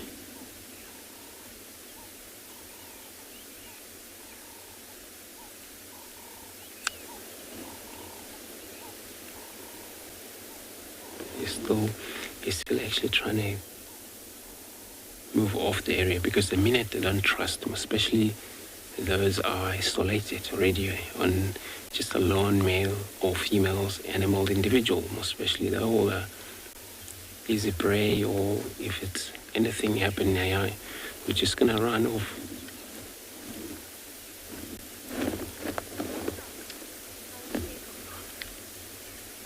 So it's basically running and stop, which is, we'll see what can happen. Actually, we're not in that position of where that leopard tracks was seen, but you never know. They actually have a lot of movement as a leopards. But I can guarantee you that there was no report of lion tracks, anything around here. So whatever would threaten him, it would be maybe a leopard, maybe other bull that usually, it will be visible if there's another male, because they can push one another for their own territory movement. So everyone, we're coming in end of this morning show, and we all just wish you all great day and Happy New Year from wherever you are. Until this afternoon, we see you in Central African Time, 1600. Goodbye from us.